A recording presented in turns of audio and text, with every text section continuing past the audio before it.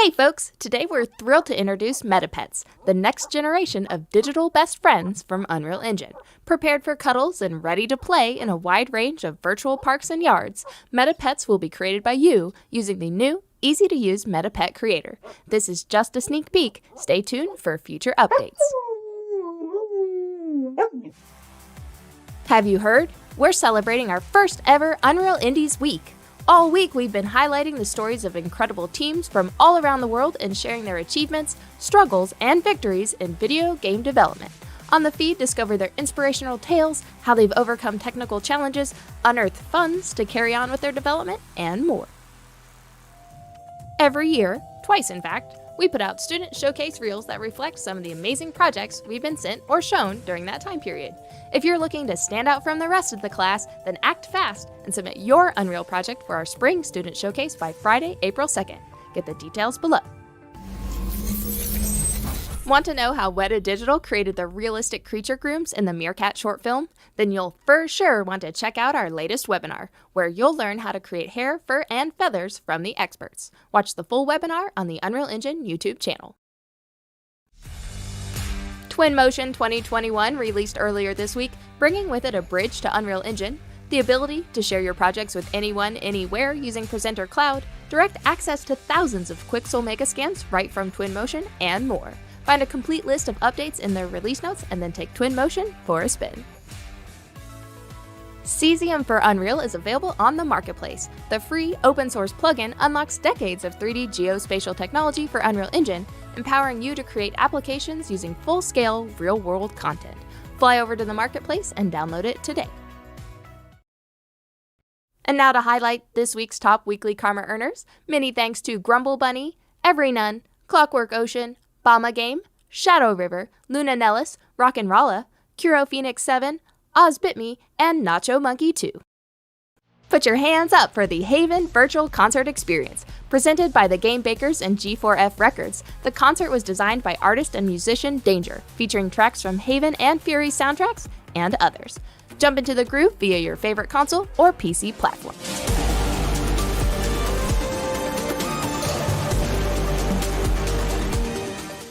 Need help scripting your story, quests, dialogues, or other event-based systems? Well, Moth Doctor is in, and they've released version 1 of their FlowGraph plugin for Unreal Engine. You can download the plugin for free on GitHub and watch their tutorial presentation on YouTube.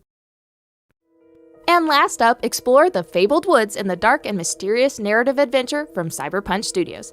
Despite the picturesque beauty on the surface, terrible secrets lurk among the shifting boughs. Take the first step into the woods on Steam. Thanks for watching this week's News and Community Spotlight.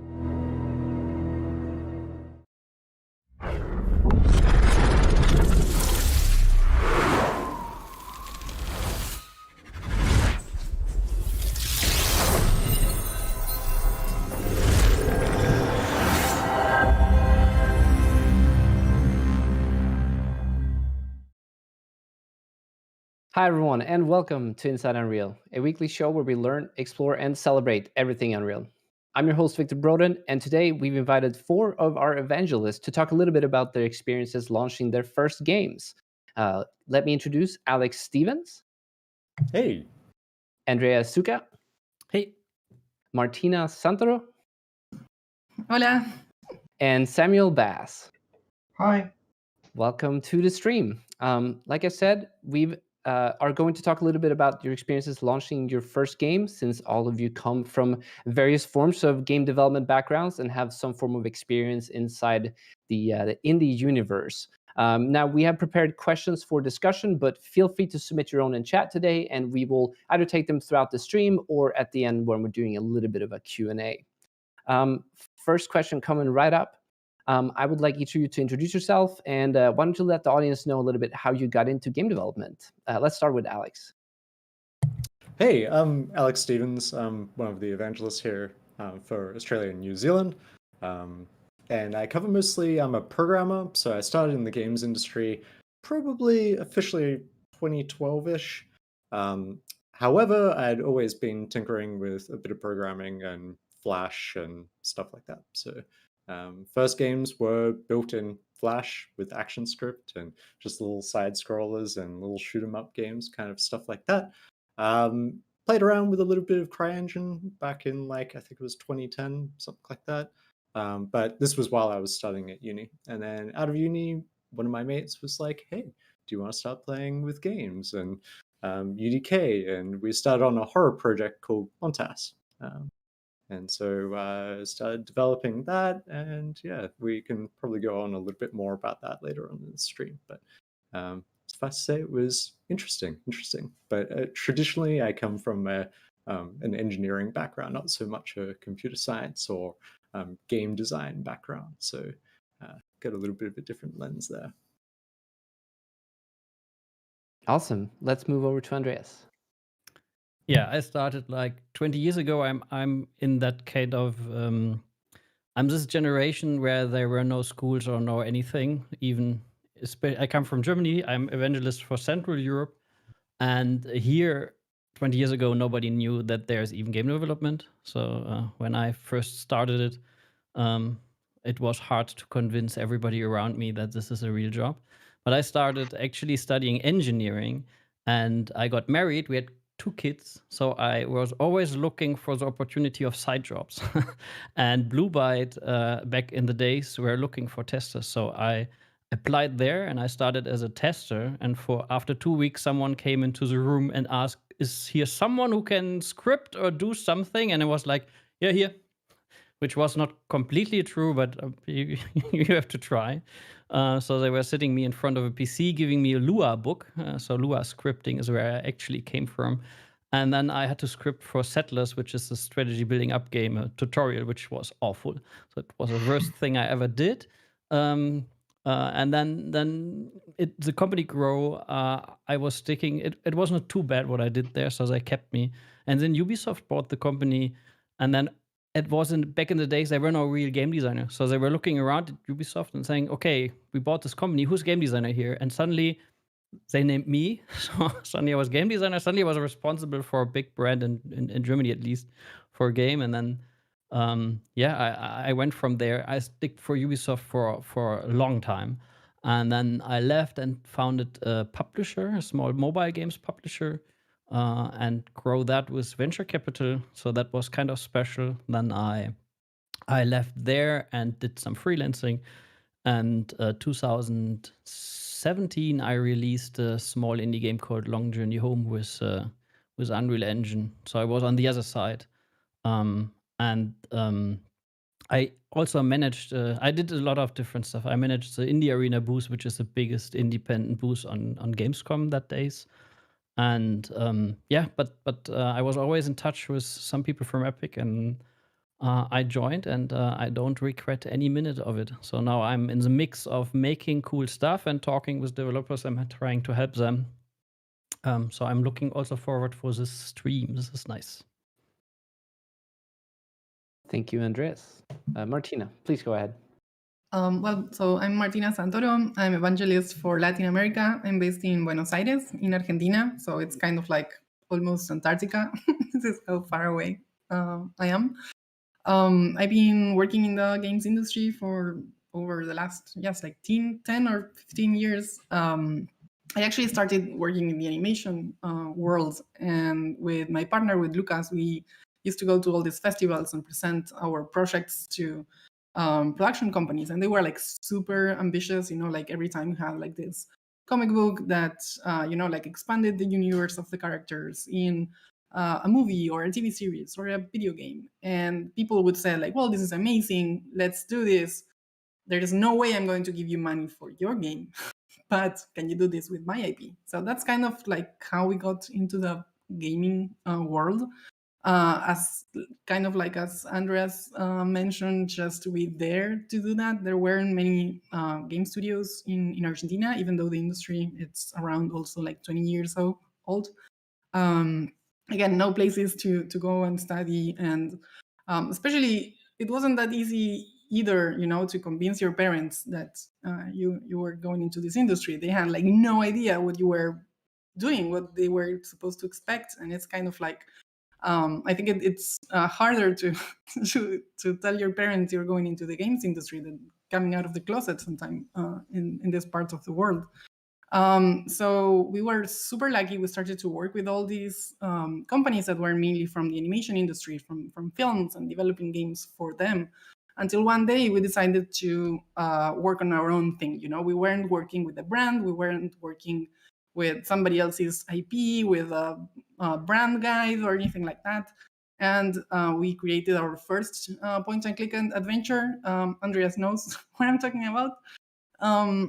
And that kind of like presented us to the world as an actual independent game studio. We actually show this game in festivals and in markets around the world, and we kind of like got this opportunity to stop making kind of like advert games, like games that were thought for advertising something else, but they were actual games. We were working on games that we were completely free to decide about their destiny. I don't know. So we again went to markets and festivals and we pitched this idea, and everybody told us, this looks great. There is no way we are going to give you money for this. So the same thing happened all over again. But the cool thing was that it was kind of like our presentation portfolio to have a game that was beautiful, that was fun, that was actually entertaining and playable. We actually could send something to someone and somebody can test it and enjoy it. So it opened us a lot of doors. We started working with companies from all over the world, and just like kind of like we're like committed full time to develop original content, and that was an amazing opportunity. I've been always also very active in the community, working in the Argentinian games development industry, working regionally, helping other countries to get resources and funding and help from different resources that we have. So I worked for like 10 years as a member of the local like IGDA, that it's called ADVA. I even got to be the first female president of ADVA a couple of years ago. And together with the other 11 countries, we started the Latin American Federation to kind of like Star Trek work together to help developers in the Latin region. So yes, that's mainly it. I've been knowing Paulo and Chris and David and all the evangelism team in Latin America for a really long time. And when in 2019 they asked me if I wanted to join, it was actually a weird question. They told me like, do you know someone that can join us? And I was like, yes, of course. I can introduce you to so many people. I'm like a living like an agenda or something like that. And they told me like, you idiot, we wanted you to work with us. So it was a very romantic way of popping the question. And that's how I joined the team. I'm sorry I made it so long. It's a great story. Why don't we hear from you as well, Samuel, before we start digging in? Hi, I'm Sam. I'm evangelist for the Americas, and I am the new kid.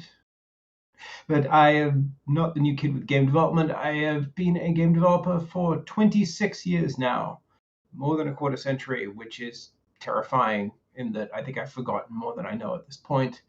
I started out, I'm from England. I started out as a kid with an Atari computer, which had no games in the UK. So I started making my own games as a kid and had the big dream of moving to California and making video games when I was a teenager. So I did, and got a job at a little developer in the Bay Area making DOS games back when that was a thing.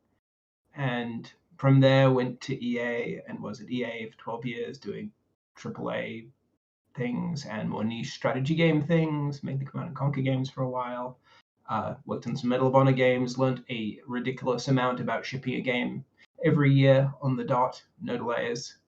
I like to say 8 games, 8 years, I learned a lot. I will never do that again. And then after my time at EA came to an end, I got into indie VR development,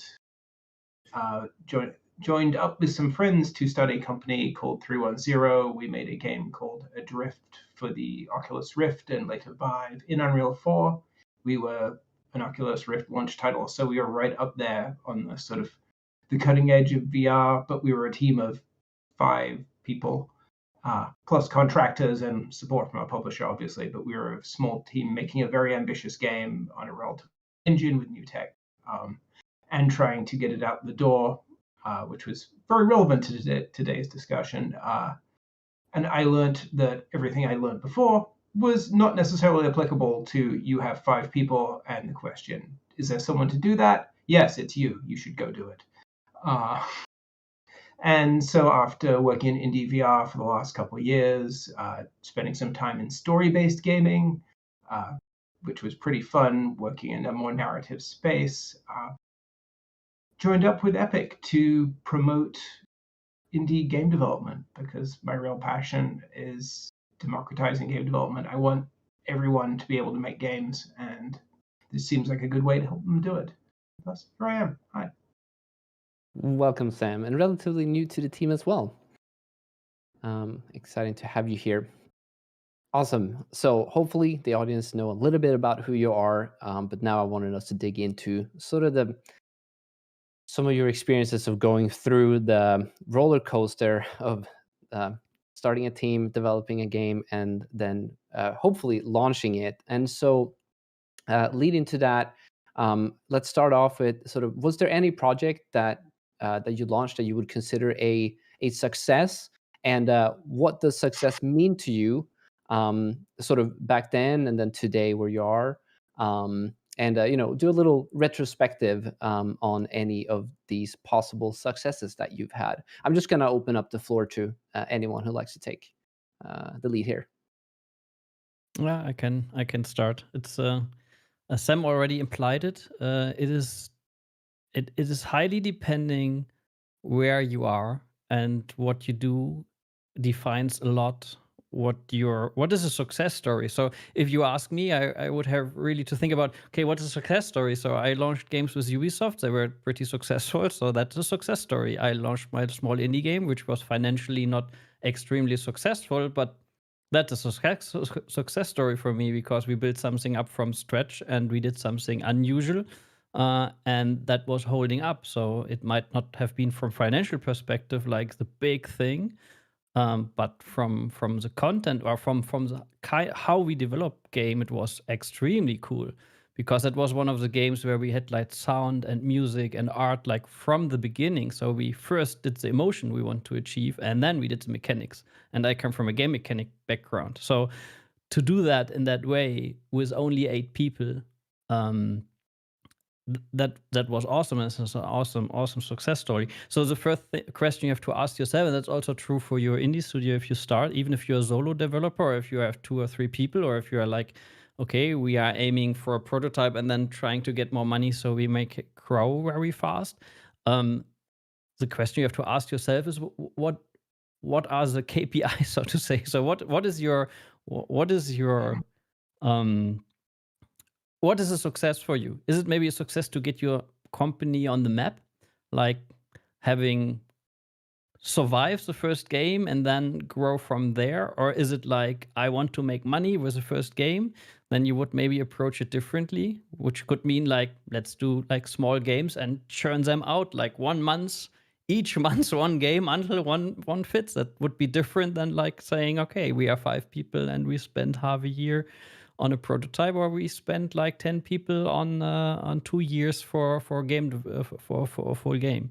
And it depends where you are in your life. So when I started Long Journey Home, I turned 40, and the reason I wanted to make this as a game is called The Long Journey Home. So it's about finding your way home. So I turned 40, so I questioned myself. Okay, I'm 40. I have 2 old grown kids. They will leave the house soon.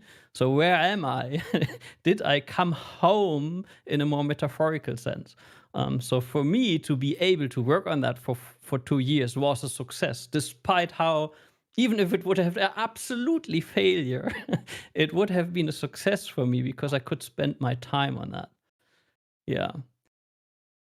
100%. I mean, that's very much my metric is, yes, if I'm working at a big studio and I'm making a big studio game, then there are clear metrics for success that we're trying to hit, where you want to sell that many copies. But when we made Adrift, that was a game we made from the heart, and it was about an emotion and the awe of VR and the feeling of isolation and really building a mood and a story. And yes, we wanted to be successful. Who doesn't want to be successful? But on a personal level, the fact that the game achieved our goals of creating that emotion and that sort of experience and managed to ship relatively clean with the Oculus Rift, which is a pretty nifty thing to do. That was my one sort of more techie measure of success is, can you ship it clean? Because one of the hardest things about getting a game out the door is knowing which bugs you have to fix. So I was like, I would like Adrift to ship in a way that it doesn't crash on people. And if there are bugs, they're not crazy bugs, and we can go fix them. And it became very much a thing if someone would post something on Twitter, oh, hey, this weird thing happens. And we'd be right there going, okay, cool, we're going to go take a look at that. And, it was a very clean launch in that respect. And it was like emotionally meaningful. And also as a technical designer, it made my brain happy because it wasn't built jankily. And for me, we go completely on the other side of the spectrum where like Sam's kind of in the middle, where it's like the feel good and the tech designer side of things, where I'm going full tech designer because being a programmer, I'm just like, I just want to do cool stuff in the engine, break it apart, make it bend to my will. And so like for me, measure of success is just like, did I get this game running optimally? There's still a little bit like of an art side of things, but it's definitely a like, did I get this running on frame? Because like I'm a VR developer as well, and back to the game for me is my satisfaction, but also the putting in the grease, like the lifting your what's the idiom? I'm terrible with. I'm a spoonerism guy. Elbow grease. That's the one. Thank you. Yeah, kind of like that stuff. Just getting in the hard yards, pushing something out that people can enjoy. And yeah, it's probably a little bit more of a simplistic approach, but I definitely enjoy the process and working with a team as well. So for success for me, it's definitely more about the result of the community and working with some great people. And in retrospect, oh, sorry, go ahead, Martina. Oh, well, I think it has maybe like a different meaning for us. In Latin America, we don't have many resources. There wasn't an Epic Mega Grant or anything like that back then. So just surviving for us, I think it meant success. Just the experience of shipping a game and launching it and actually going through the process of learning all these steps. I mean, when we started working, we got, for example, to work with Square Enix in a very small game for Latin America. The name was Último Carnaval. It was a mobile game, so it wasn't anything like Tomb Raider or I don't know, Final Fantasy. But the thing was that just for us going through all this process, it meant working with publishers, working with people from around the world, learning more about ourselves or how to organize a team. It was kind of like I survived Square Enix.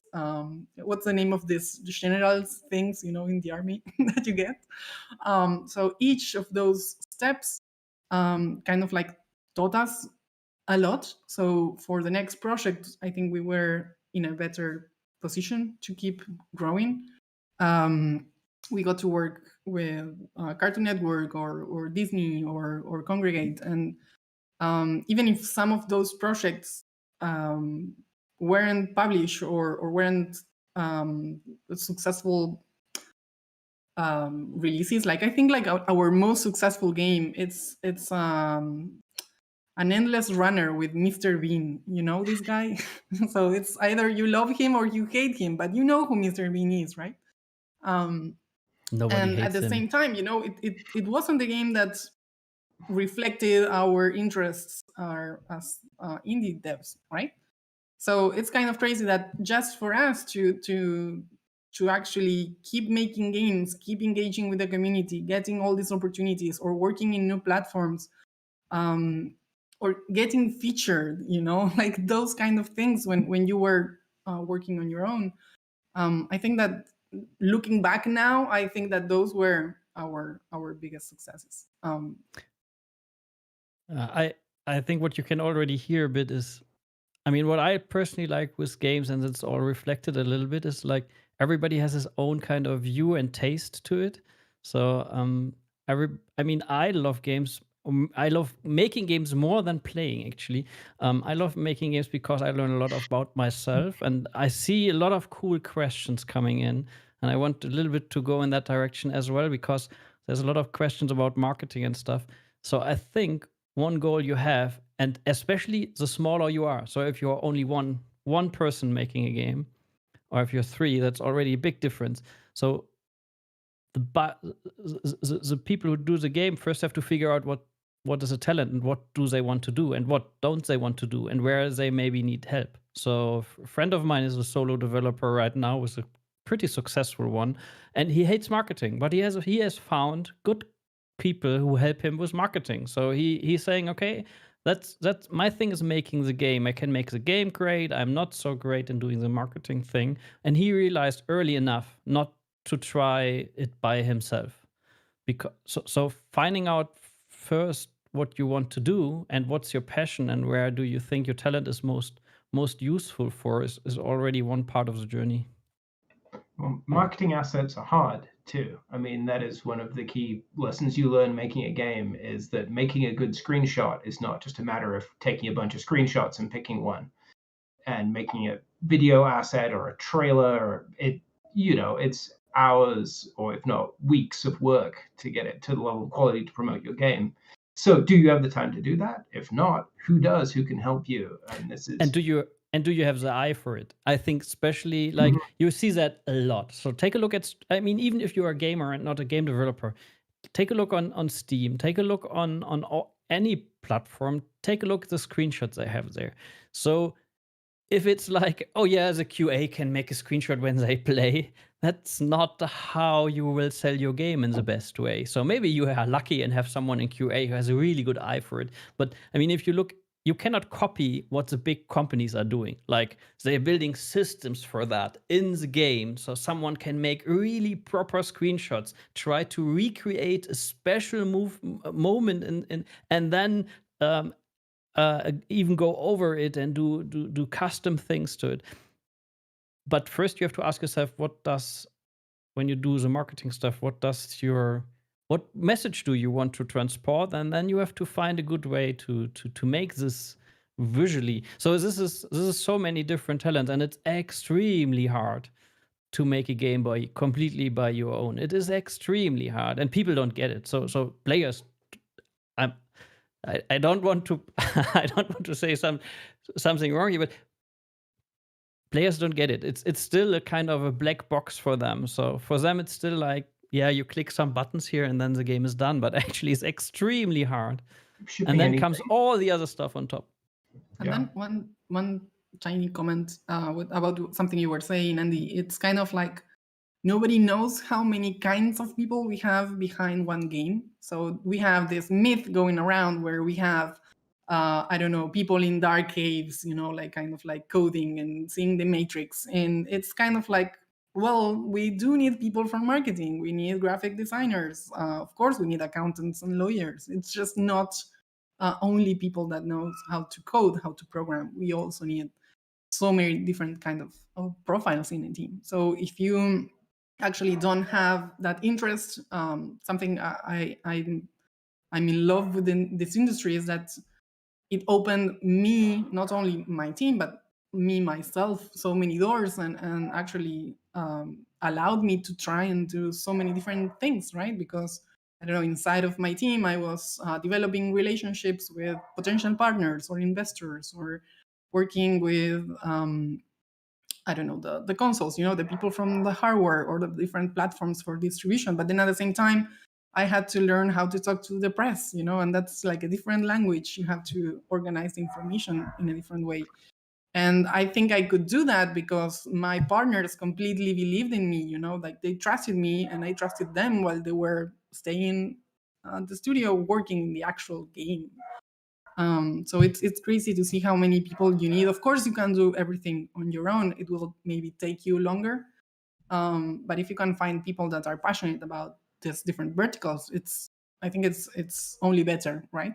And it also depends what costs your energy and what gives you energy. So I always try to judge a little bit what I can do depending on if I do it and the day is over, do I still have like some energy left, or if I'm completely drained out? And all the stuff I learned in the last years, especially all the stuff that's draining me out, I try to give someone else because I obviously not in the mood for that. So, and it's a learning process, and it's not just a game development learning process. I think that's a life learning process to figure out what you want to do and what you can do.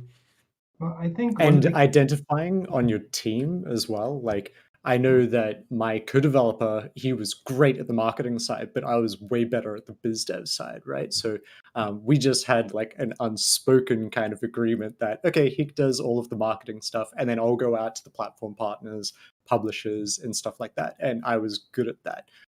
And just rolling with it and accepting that, okay, we're not all superheroes and can do everything, right? And allowing trust in someone else. Like, big thing for indie dev is trust. Yeah. That, but also identifying. I mean, that's the thing. If you are not an expert in one category, it's hard to judge if someone else is. So very often you might meet someone who is really passionate about something, and you say, "Yeah, that's a great guy. Let's work together." But it might not work out, and it's hard to judge. Yes, they might just be the loudest person in the room, right? Which is, especially when you're in a small team, is a problem because there's only 4 people in the room. Well, that's one thing. Yeah. So one thing I wanted to bring up is with partnerships, part of sort of a lot of what you've been talking about is reaching out to people. Is a lot of times that's where you find the support you need, is whether it's through a publisher or a hardware partner or, one of the console manufacturers, or even, someone in a big publisher in another country might be interested in your project and go, yeah, we can also give you some funding or some tech support or whatever. Not everything has to be on you. You can reach out, but to do that, you need to be willing to do the work to reach out to people. And yeah, not all of us are super socially skilled, and it requires a certain amount of that. So if there's someone on your team who is comfortable doing that, you have to, Yes, especially now that we have this opportunity of, I don't know how this is going to sound, but we are kind of like at home, maybe a year ago we had to go to GDC in San Francisco or Gamescom in Germany. We have to move somewhere, and it was something you needed to get ready physically, right? I remember getting, all my water and vitamins and things for my throat, because I knew I was going to be talking from 8 in the morning until late night in an after party or something like that, and I had to be in a really good mood to interact with so many people. But now you don't have to travel anywhere, and we are all stuck at home. You can actually use this as an opportunity to participate and engage in as many events as you can, to try and talk with people. And everybody understands you are at home, but you are going to be more comfortable. You don't have to put on any kind of makeup. I don't know. In my case, it's like I'm wearing a T-shirt and I'm so happy. Nobody knows I'm wearing pants, right? Right? You do? Whatever. You do? Just trust that I am. Victor didn't put that on the list of to-dos for this stream. So. That's the end of the episode. It'll be the big reveal. Dudes, I put a bra only for you today. I haven't put a bra in 12 months. So yes, this is for you, Victor. But yes, I don't know. It's kind of like different kind of profiles, of different kind of people, and I think that's something beautiful in the games industry. If you can find someone that can do that job, and then of course, if you're planning to release your game in China, of course, go and try the perfect match for you that can actually, make your game more successful in China than if you try to do it on your own, right? It's not just localization, right? When it comes to this, we work together. I mean, if you are in a 300-person team and one person isn't like top notch, that's okay. Nobody will maybe notice for a long time. If you're in a 2-person team and one is not top notch or is like not in line with the rest, then 50% of your company is going in the wrong direction. So that already says a lot. That's one thing. And what I can only advise to is try to find someone who is complementary to you. So for me, I founded my last company with Dirk. Dirk was an engine programmer at Ubisoft. There on Settlers, we had an own engine there, and then we started this company. And he is completely, in many ways, an opposite of me, and that was really good. And we didn't agree on all, and we were not the best friends or something. But we were really he was the one who was completing me. And when we, for example, made the evaluation saying what technology do we want to use, so I come from a time where there were no Unreal, no Unity, no Godot, no default, name them all. There were not so many stuff out there you could get without spending money. So I came from an age where each time you start a new project, you're evaluating again completely from scratch. What is there now? Okay, there's a C4 engine. How much does it cost? So you do your evaluation, etc. So when we started the company, we did actually the same. So we were looking on different options, from making our own kind of stitching together thing, looking at Unity, you're looking at Unreal, and we went with Unreal because and that was already where our collaboration starts very well. So he's C++ programmer, hardcore. He knows his shit, so he's really good. Oh, sorry, Victor. Now I get it. How many coins do I have in the swear jar already in the stream? I don't know. I think that makes it 2. Okay. So he was looking from that perspective. I was looking more for the content production perspective. And then we figured out for him, the most important part for Unreal Engine was, it's C++, it's open. I can tinker with everything I want. I can change the engine the way I want. No other engine has that on the market. And it's a complete suit, so we can release on that for sure. And if we run in any trouble, we will fix it. We can brute force it if needed, because we have access to everything we need. So that was his point of view. My point of view was like, oh, cool. Everybody we hire can work in the engine instead of like doing paperwork, Excel tables, whatever. No, you don't have to do Excel tables. He does data tables directly in the engine. So we could even get new people into the development who might not have like the full understanding of everything, but they could all work. So we shipped the game with 9 people in 2.5 years, and everybody, even later we had some interns, they could work inside the engine all the time. So this both views reflect a little bit. I think we made already a good decision from the start, with us both complementary in many ways, and then grow the company from there. Well, to pick up on something you said, that you were co-workers and you respected each other, but you weren't necessarily best friends. I started a company with friends, and that can be a rocky road. I mean, I'm still friends with all of those people, but when you're making a game together, it's intense, it's hard, and you're going to disagree on stuff. And if you have an emotional relationship on top of your business relationship, it can get complicated. So it's just a thing to be clear-eyed about when you go in, that everybody has to know their role. And if a person in a specific role is making a decision within that role, you can say, I disagree, but you also have to put your friendship aside and go, we're a team making a thing. We are not a bunch of friends having a massive adventure. We are making a thing, and we need to take it seriously. Yeah, there's definitely a maturity component there, right? It's just kind of going in and knowing that whenever you step in that door, or like that, in this case, the virtual door, that this is the office, and whatever you say is not personal, right? Because teams get broken up so easily just by little small things that are inconsequential to the rest of the team, right? The business, the game, because it's not just 2 people, it's potentially everyone around you. It's not just the developers yourself, it's their partners, their family, children, stuff like that. So putting aside differences and working together for the benefit of the whole community around you is a big thing. And it sets a good precedent for your local game dev community too.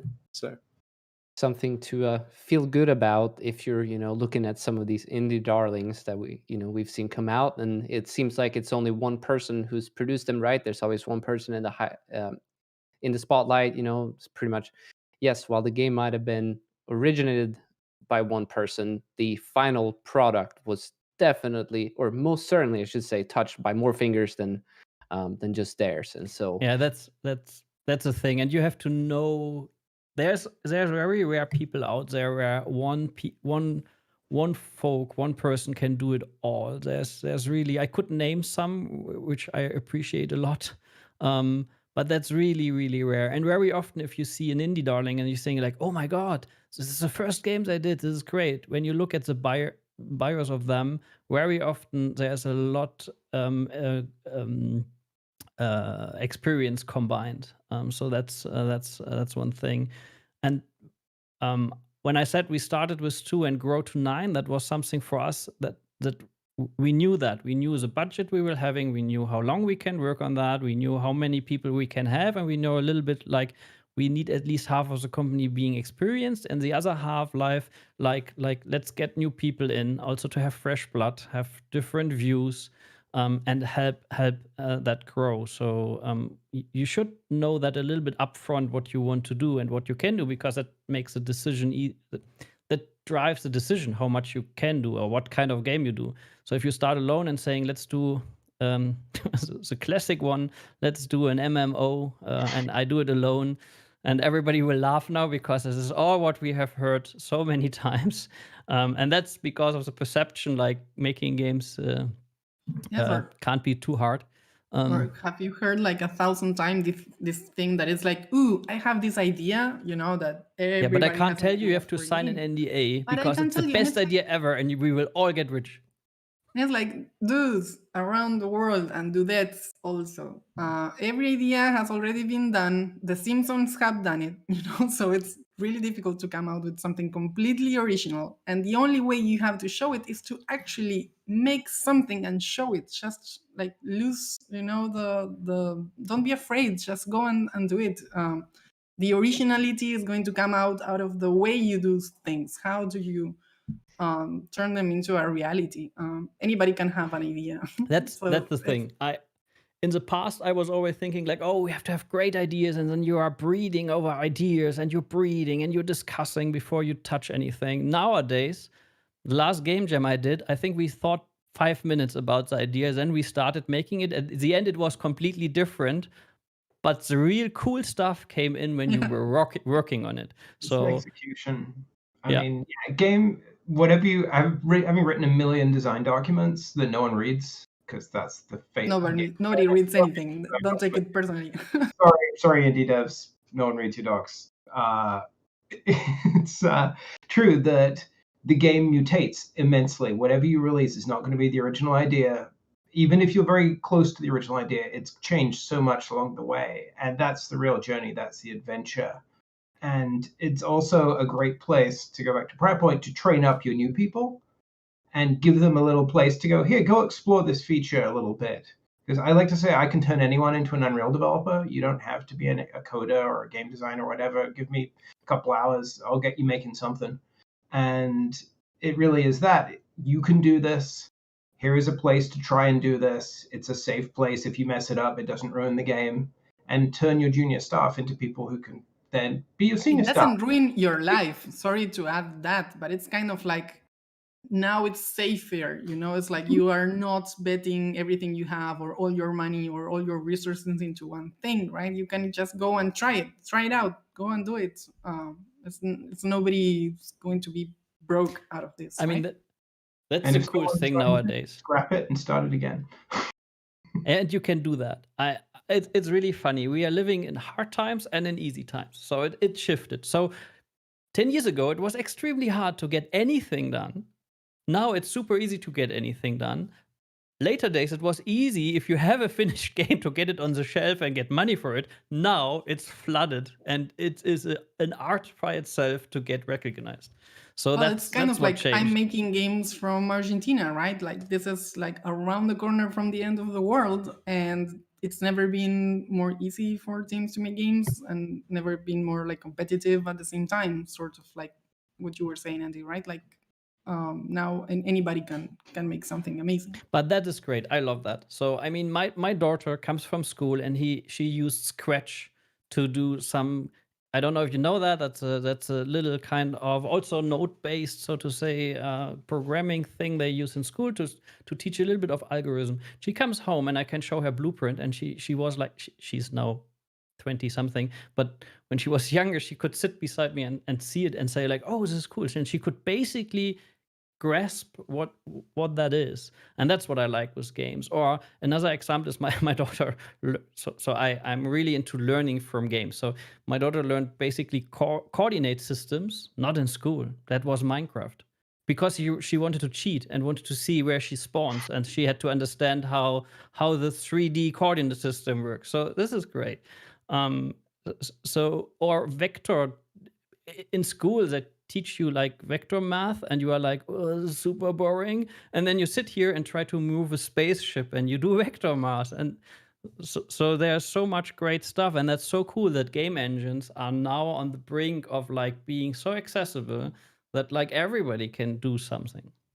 It does get to the point though where now that we can all do things, and I personally believe that the Roblox kids are going to revolutionize the game industry. I think the kids coming in at Roblox, people doing creative mode in Fortnite, all that kind of stuff. Like, there's just so much opportunities to learn how this works and then go make your idea.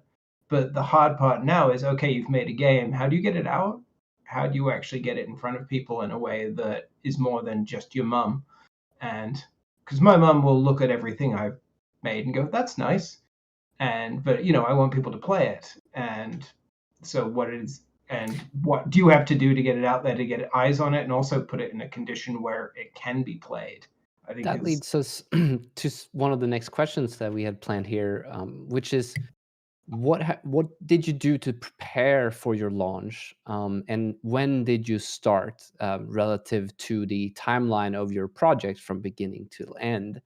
Were there any important key strategies that you think that helped, or was there any specific practices in the marketing that also helped with the visibility for your game's launch? And I do want to mention that we've had a couple of questions in chat in regards to how do you stand out in today's market? So first of all, it's not like making the game and then making marketing for it.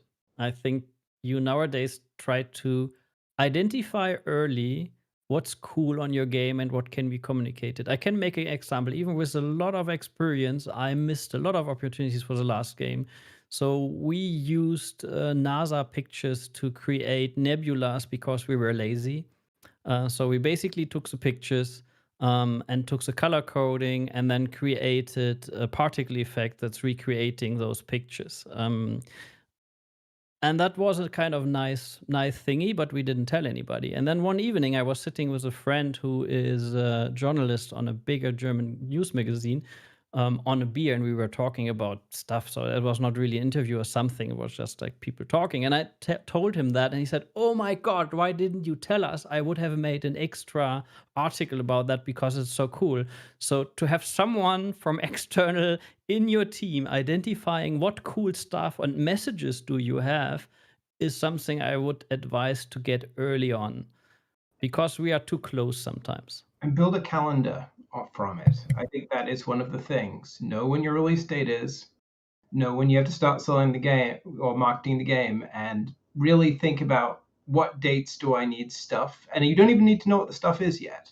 It's like, I'm going to need screenshots and a video at this date because we want to get some attention. We're going to focus on this feature here, whatever. And just, even if you don't stick to it 100%, you have it in your schedule, so you don't have to stop doing what you're already doing 12 hours a day to then make marketing assets. You've gone, okay, I know I have to make marketing assets, and I know that this store requires them in this format and this shape and all of that side of things too. I remember And I'll the say first time this as well. Sorry, go on, Martin. I remember the first time I spoke to a friend of mine that works in press, especially for the gaming world, right?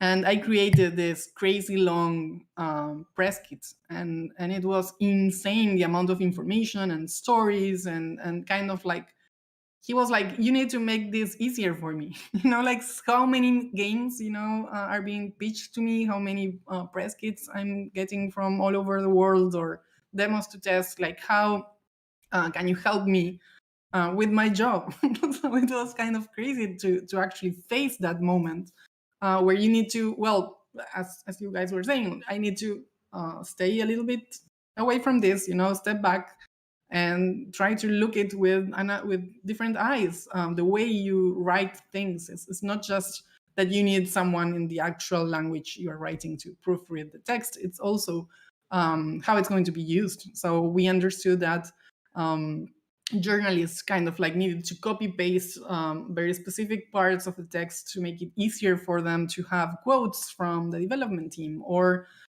if we were going to have people from the industry making recommendations or something like that. I don't know, we got I remember Tim Schafer in our adventure game. So it was a big thing to have someone like that supporting his this project. So it was kind of interesting process to learn that there are like also different jobs that need to be fed with different kinds of information.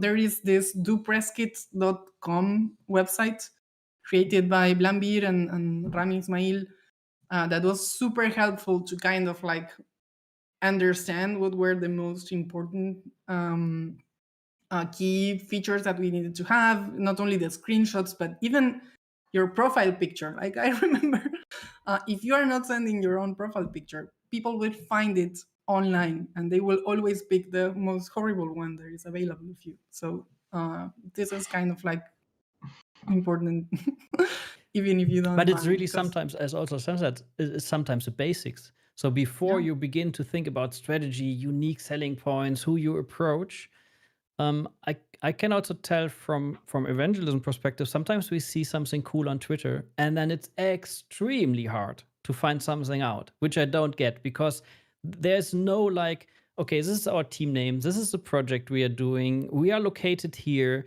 For us, interesting, do we use Unreal Engine or not?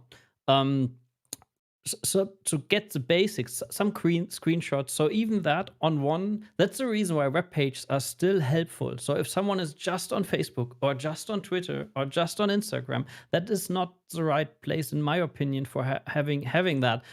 You want to be able to set, if someone shows interest, you want to have no friction giving him all the information he wants at once in the moment, because sometimes you maybe meet someone who is in the position to help you, and if you then begin to like gather your information, then maybe the opportunity is gone. Or if it's like the most horrible thing I ever had was someone wanting to pitch. I was working for a publisher for some time as a scout, so I got a lot of those stuff in. And then there was one guy who was like, yeah, I cannot tell you much about the game, you're first to sign an NDA.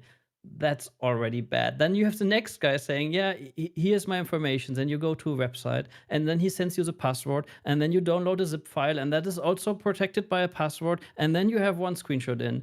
You can assure that a lot of people don't, if you are pitching your game, there's a lot out there. So you might have the best game ever, but if your information and what you're doing is not available, then you might not get recognized on that level. And we are not talking about the, hey, let's do cool shit and let's try to, oh, shit. And it's Oh, that's four times. Can't take you anywhere. strike 3 out. But Gonna have to see if we Yeah, I'm invite you shutting up again there. now. So it is true, though. It's like, I mean, as an evangelist, like we spend a lot of time just being out there in the world looking for stuff. And also on the other side, when we were making Adrift, for example, we got a lot of support from Epic because we reached out to Epic and said, hey, we're using UE4 to do cool stuff. Are you interested? And they gave us, it was like kind of what I do now, where we would go, oh, we're stuck. We can't get the engine to do this, or we're having this issue, or, how does subtitling work, whatever. And suddenly we had a whole bunch of people who could be like, oh, it works like this, or we're going to send a team out to work with you to help you optimize, all that kind of stuff. And it really helped us make a stronger game because we had support and we were willing to go, hi, we're doing a cool thing. Here are all our details. We have a website, we have a demo, we have everything you need. But and I think the other thing to remember is 5-10 minutes is a lot of people's time. And it's like one of those things whenever I see a trailer for a game, if your first minute is logos for things, then you've lost like 70% of the people watching your trailer by the time you get to your awesome game footage. Show me your awesome game footage. That's what I want to see. Give me 2 a big- seconds. 2 seconds. Yep. It's the if yeah. You I have think 2 with TikTok, seconds. it's even less, right? Yeah, it might be on some platforms, but I think if you're game publisher, 2 seconds. Twitter, that's how much you have. And if we're sort of all we're seeing is a slow fading logo, gonna keep moving, right? Like it's yeah, 2 seconds. If you can immediately, the first millisecond, you're showing footage of the game, and that is, put the most interesting thing you have right then and there. You want to catch folks' attention immediately, because our attention spans in today's social media environment and what we do, and the amount of games that are out there is shorter than it's ever been before. But that doesn't mean you have to shoot like thousands of information the first seconds. No. So that's the thing. So we all get the feeling like bam, bam, bam, bam, bam. We have to be super fast, but that's not it. I mean, you can there are beautiful trailers out there where you begin to scroll and then you see an opening scene that is like calm and nice and beautiful, and then you stick to it already. So we are not talking about like try to squeeze all your information in the first 2 seconds, please, God, then you are no. doomed. Yeah, So what I it's meant more. was- make it a PowerPoint presentation. But yeah, get my attention with your cool idea and beautiful presentation that makes me go, I want to know what that is. I don't even care what it is, but I want to know. And that's the And same when something- you approach publishers. So there were some questions I saw running through. So how About do I pitching, approach yeah. a publisher and pitching? That's exactly the same. So instead of sending a presentation with 20 slides about something, it's first what you want to do is get their attention. So maybe a nice GIF and just 2 or 3 sentences about that. And then saying, here's a link to more information. That's much wiser, because then it's the same. So he's scrolling through and then seeing like, oh, this GIF looks nice. So something, I mean, that's the thing. Text is the worst way to communicate anything. So the question is, how can you get as close as possible to the real experience? And that's moving pictures. So what is the one that's taking less friction? And it's maybe a GIF or GIF or whatever country you're from and calling it strangely. So that's a good vehicle to do something. Maybe it's a small video, but that's much better than like written long text about the opening of your impressive story lore you have there. No one cares about your lore. I say this as a former lore master. I ran the fiction for the Command & Conquer universe. No one cares. The No one fans care, cares. and they do care a lot, but that is not the people who are funding your game. It's a visual medium, and so ultimately what the player or the viewer will be consuming is in most cases visuals. I know that Bose did a really cool audio only sort of game jam, and they have those AR audio only, but 99.9% of the time it's a visual medium, right? And so that's the way we'll ultimately consume it. And so catch our eyes, that 2 seconds, we want to see something pretty, or at least not necessarily pretty, but interesting. The dream. And if adjust you're- that information to who you are talking to, right? It's not the same if you are pitching to a publisher or if you are pitching to a partner. Like you are, I don't know, going to work with someone as a co-producer for your project to help you achieve something. Or if you are talking with the press, we already discussed that. Or if you are even talking with your community, your players. I remember there was a lot of people that can actually 2 days before they launch, they can go to Twitter and announce something like, well, I'm going to be releasing my new game in 2 days, and because they have this trajectory and they're like famous indie devs or something like that, they can manage to be successful with a strategy like that. But in many other cases, and especially in my experience, building a community in time, like learning to engage with people that love a genre, that they just would kill to play your beta, that they would just want to engage on the game level.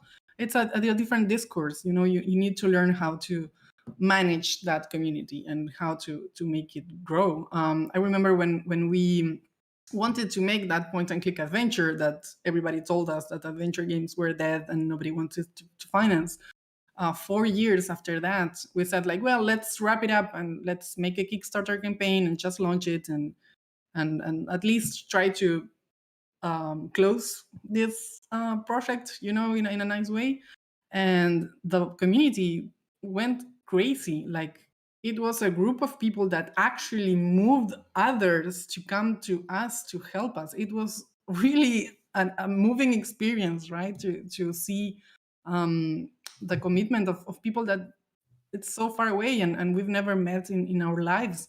So I think it was one of our best strategies that wasn't plan. You know, like we thought, like, yes, let's make a Kickstarter, and then it turned out to actually build us a community that later helped us work with Koch Media, with Deep Silver. You know, like actually making all that noise in social network and getting these people from the adventure community supporting it, kind of like opened us another opportunity we could have never had before that. Yeah, building your community and having champions in that community to help drive, because I see so many developers these days are starting up little Discord servers for their own games and getting moderators on there to just keep people active, just keep them coming back and having that game in the forefront of their mind at all times, right? Because an indie developer can't do it all themselves, right? And half the time we're not marketers, we're not community managers, and having those people who know how to do that and just like cultivate that community and keep them around and engaged are a dime a dozen. And when you find them, hold on for dear life. One tiny comment, you know, Indie Week is the first time we are doing this. This is really so exciting. We are a lot of people in the evangelism team. We are all around the world. You can find us in every continent, actually. So I'm actually very proud of being a part of this team. And for the first time, we created this event where each day we are featuring indie developers around the world that they're sharing their experience. And actually, tomorrow on Friday, we will be sharing the point of view of several indie devs that are actually going to be talking about to self-publish or not. If you are publishing with someone, how are you going to pitch this? Like on Tuesday, we had a special day for looking for funding, you know. So it was also pitching, but for other kind of people, right? We were talking on how to organize your Discord when we are talking with different people. So I think it's interesting if you go back to the Unreal website and check those out, because it's a lot of hard work from a lot of people and a lot of amazing teams that everybody had the weirdest experiences and one more different than the other. So I think you can expand more about pitching and that on those blog posts. Antarctica Evangelist, by the way, the one who's swearing the most on stream has to do it. So I'm afraid that's where I move to. I'll join you. week. Always wanted to go. On the topic, I was hoping we could hear potentially, if you're able to talk about a specific anecdote from when you did pitch a game to anyone, whether that was a publisher, a partner, trying to get someone to work with. Just a little bit curious about a specific instance of when you might have gone through that process and what that entailed. I could probably start on that, because my one was more of a maturity one, because I was young and I was dumb. And one thing is that I got word from a friend that one of the Sony reps, so it wasn't exactly a pitch to a publisher, but it was a pitch to a platform, right?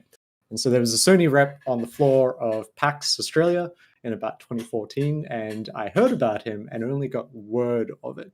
And I kept my eyes out and stuff like that, and eventually found him and kind of like cornered him. And it was the end of the long day, and I didn't think about like what he may have been thinking at that point, because usually these reps have been walking around a conference hall for all day, they're just tired, they just want to go home, they've probably jumped off a flight where they're jet lagged and they're just sick of talking to people, right? So just cornering him was not the best approach.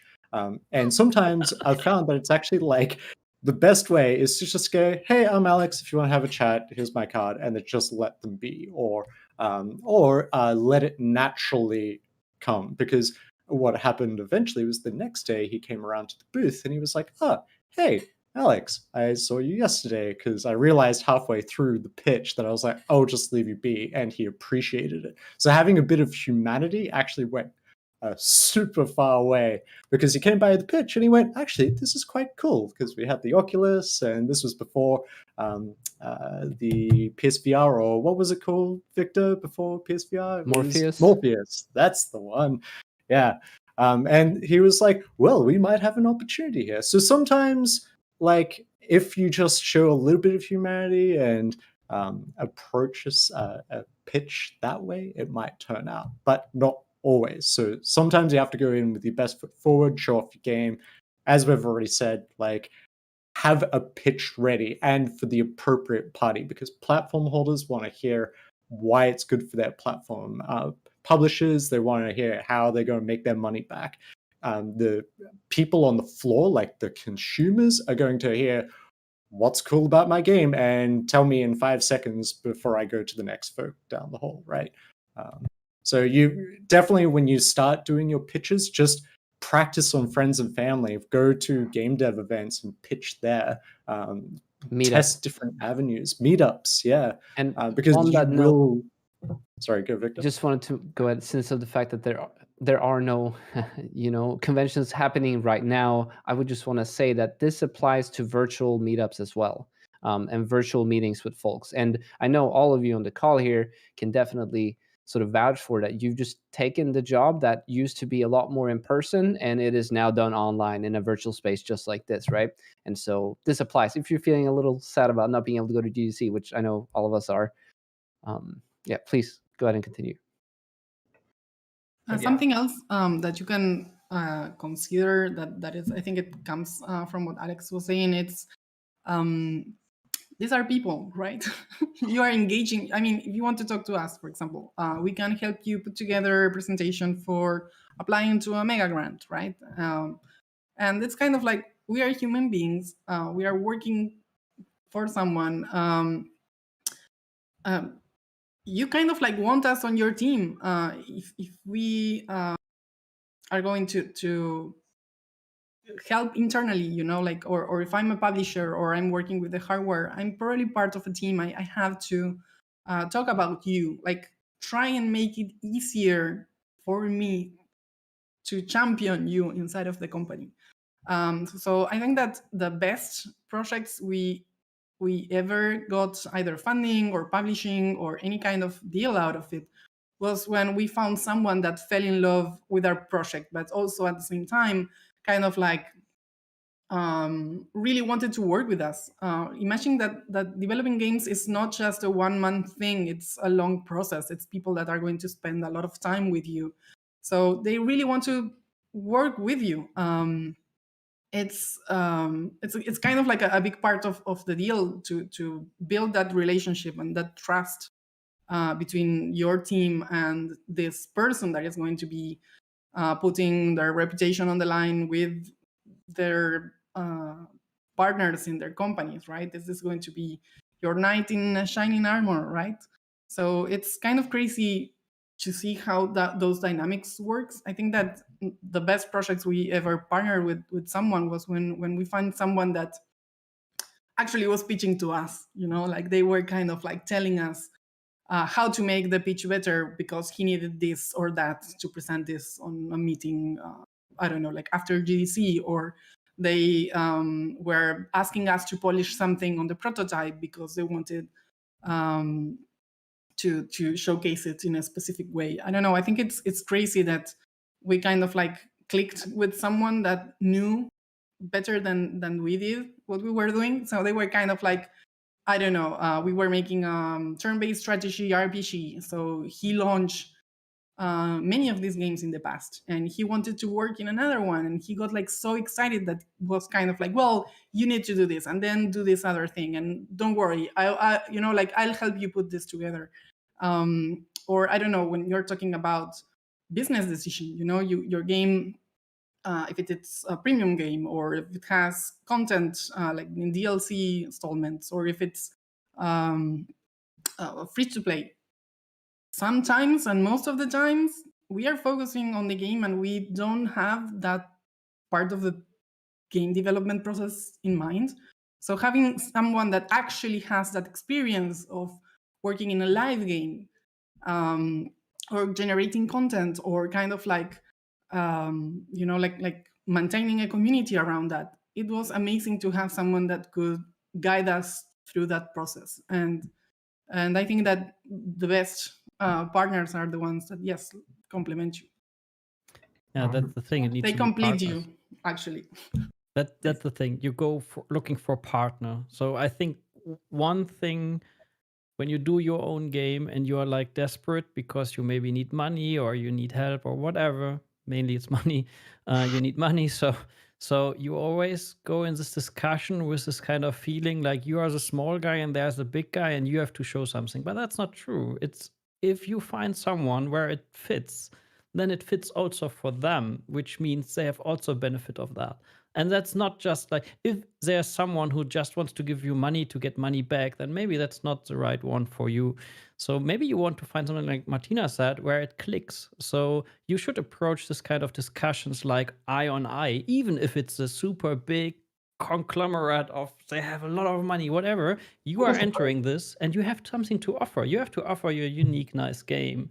So that's one thing. Second thing I would say is when you make your homework, and that has not to do with the event itself. If you would go to an event, you should do your homework before you go to the event and make a list of with whom do I want to talk. And then you have to realize a little bit what the companies are. So if you are in Europe and you go to Sony Japan and you talk to the guy, he might not be even to help you at all because it's completely different branch. They are disconnected to a certain level. So you need to find someone that fits you. Then you maybe have to find someone, do your homework and find out, okay, I'm doing this kind of game. Who else has knowledge about this game? So not just firing to like everybody, like shotgun going there and pitch to everyone. Find maybe the one where Like you sniper can learn mode, from. not Who like knows? Unabomber, right? Like just Yeah.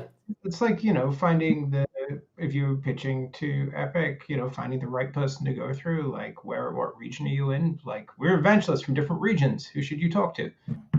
You talk to me, but you're in Australia, that's less useful, right? But I had a story about this, which is about confidence in your partner, which was when we were making Adrift, we had a meeting with some very high up people from Oculus. And they were like game developers with a lot of experience who'd made some cool stuff. And so we were all a little, are we gonna look silly? Are they gonna come in and just tear apart our game? And so we were in the middle of taking them through our work, and the lead person said, "No, I have 100% confidence in your ability to execute the game. I'm just here to help you do it." And it really helped. And it was one of those ones where, yes, they helped us beyond that, but it gave us the sense that, yeah, we do know what we're doing. And so if you can find a partner like that who says that and means it, hold on to them for dear life. And if you're in a position where maybe later in your career you were in the other role, being that person as opposed to being that powerful, intimidating person, but being a human and going, I am a human, I am here to help you, versus, I am a corporate monolith, really helps. Yeah, I something was that's more on the other side than on really pitching. I just realized I was thinking about what are the interesting pitching situations I had, and I have to say I was really, really, really lucky on being in the right moment, in the right position. And a lot of those easier pitches. So when we did Long Journey Home, we did with someone together. I didn't pitch the game, I pitched the team. So I said, this is a team that will work on that. This is maybe the kind of game we want to do, but most of the time, especially when you look for a little bit more money than just hand money for a game, it is not the investment they do for the project, it's the investment for the people you do. So it comes down to who you are and what you do, and that actually takes a bit of time, and you have to do baby steps to you have to establish the relationships. So when we did the Long Journey Home pitch, it was more like, it is really ridiculous, but we were sitting there like, shouldn't we make a game together? Yeah, that would be cool. So we drank a beer and decided, yeah, maybe that's a good idea. And then we talked about with whom, and then it just unfolded, and it felt it is an absolutely privileged situation to be there. But the relationships with all the people that were on board for that were built up over 15 years. So that's the thing. So it takes sometimes a little bit of time. So when you do your prototype, then maybe it's already an idea to begin to reach out to, because building this kind of relationships takes time. And on the other side, if you have someone where you have the feeling it's like not on the same level of discussion and it feels like a little bit like intimidating, then maybe don't go there. I really think this is that starts already pretty wrong. So it should start like, hey, when people pitch to me, I always were extremely honest. So if someone started and like talking after 1 minute, I got already, this is not for me. I don't want to waste their time. I don't want to waste my time. So I'm extremely honest in saying, this is, I always try to see something positive and try to help the people to get where they want to be. But I'm also very clear saying, okay, this doesn't really fit. So, and if you have someone in front of you who doesn't get it, that's the human part. Like he's keeping talking and firing all the information, and you try carefully not to hurt his feelings, but saying to him, the wrong place, this is the wrong approach, this is the wrong person you're talking to. So you have to listen and you have to find this kind of good balance. And sometimes it clicks and sometimes it doesn't. Yeah, hustle culture can be damaging, where there's a certain kind of tech mentality where you hustle and you get out there and you work the pavement, and sometimes that drives people away. It's like you got to target your pitches. If you just shoot it at everybody, then everyone's like, "Oh, did you get that pitch? Yeah, I got that pitch too. Everybody's heard about it." Oh yeah, and that happens. I can tell you. I was on the pitching side, and I was in Switzerland at Ludisches, really really nice event. Unfortunately, it doesn't happen anymore. Ludisches, really really nice. And I remember we were sitting in a really nice cozy restaurant. Suddenly, with all the scouts from all different companies there, and sure you talk. So it was even like, I saw something that's not for us, but it's maybe for you. So as indie developers should talk to each other and finding out what kind of publishers or investors are nice. They do to a certain extent as well. So yeah, it is important to find a good like sweet spot for you. Thank you. Something I was also wanted to add. It's kind of like crazy sometimes, like how cultural things affect also those meetings. I'm Latina. I talk a lot, and it was really hard for me to learn to listen. Like I think that one thing that actually opened us a lot of opportunities was that, as Andy was saying, it was kind of like, well, this is our team, and we were showing something we really wanted to do. And showing those games actually showed how we could work if we were like completely free. So it was interesting that instead of, like if Andy would said to me like, well, Martina, like after a minute, I already know this is not a project for me. Then it was kind of like a way of for me to not just get offended and leave or something. I had to learn to say like, well, okay, and tell me more, like what kind of projects are you looking for, or and what kind of other projects we are engaging. So it actually opened us a lot of opportunities because we were showing that we have the capabilities, we have the resources, we have the experience. So maybe it was kind of like, well, can we pitch, like something new? So maybe it got a bit spread our attention, but actually opened us a lot of opportunities to at least keep surviving, right? So I mean, even have this intel and getting an idea about, oh, this is what they're looking for, and you can get a lot of information out of that. So what you can ask why they are looking for that, etc. So this can be still a very fruitful discussion. And maybe another tiny note, like consider the actual culture from the other person. So I was warned by a friend of mine when I was going to meet with someone from Germany, and he told me like, well, now Martina, you are Latina, so consider this guy is from Germany and from the West, so it's going to be like even more German. So maybe he won't express many emotions, right, Andy? You were not talking about me. No. So I don't know, or for example, well, when we met with the people from Square Enix, this was a Japanese company. Fukushima-san, the owner of the company, the founder himself was there, and he had this project where he wanted to make games like for Latinos, by Latinos, like Rio Grande Down, we are all Mexicans, or something like that. I don't know what he had in mind, but it was kind of crazy that even though he wanted the Latino way, he was expecting us to understand the Japanese way of doing things. So I think that one of the reasons we got the project was that we got prepared for that meeting, and not only in the ceremony of what a Japanese meeting means, but then also on how to follow up or how to have these conversations with people that are kind of like expecting things to be on a certain way, right? Considering cultures is kind of something that you should consider. So getting a feeling. I mean, we are operating now on a worldwide audience, so to say. So I mean, 10 years ago, you could be successful by having the pipeline to produce the CDs and put them in a shelf with a nice box. So that was the value. So that's where some publishers come from. So they had this kind of chain, the production chain under their control. And then you could be successful in one market. Now we are aiming, like everybody is kind of aiming globally.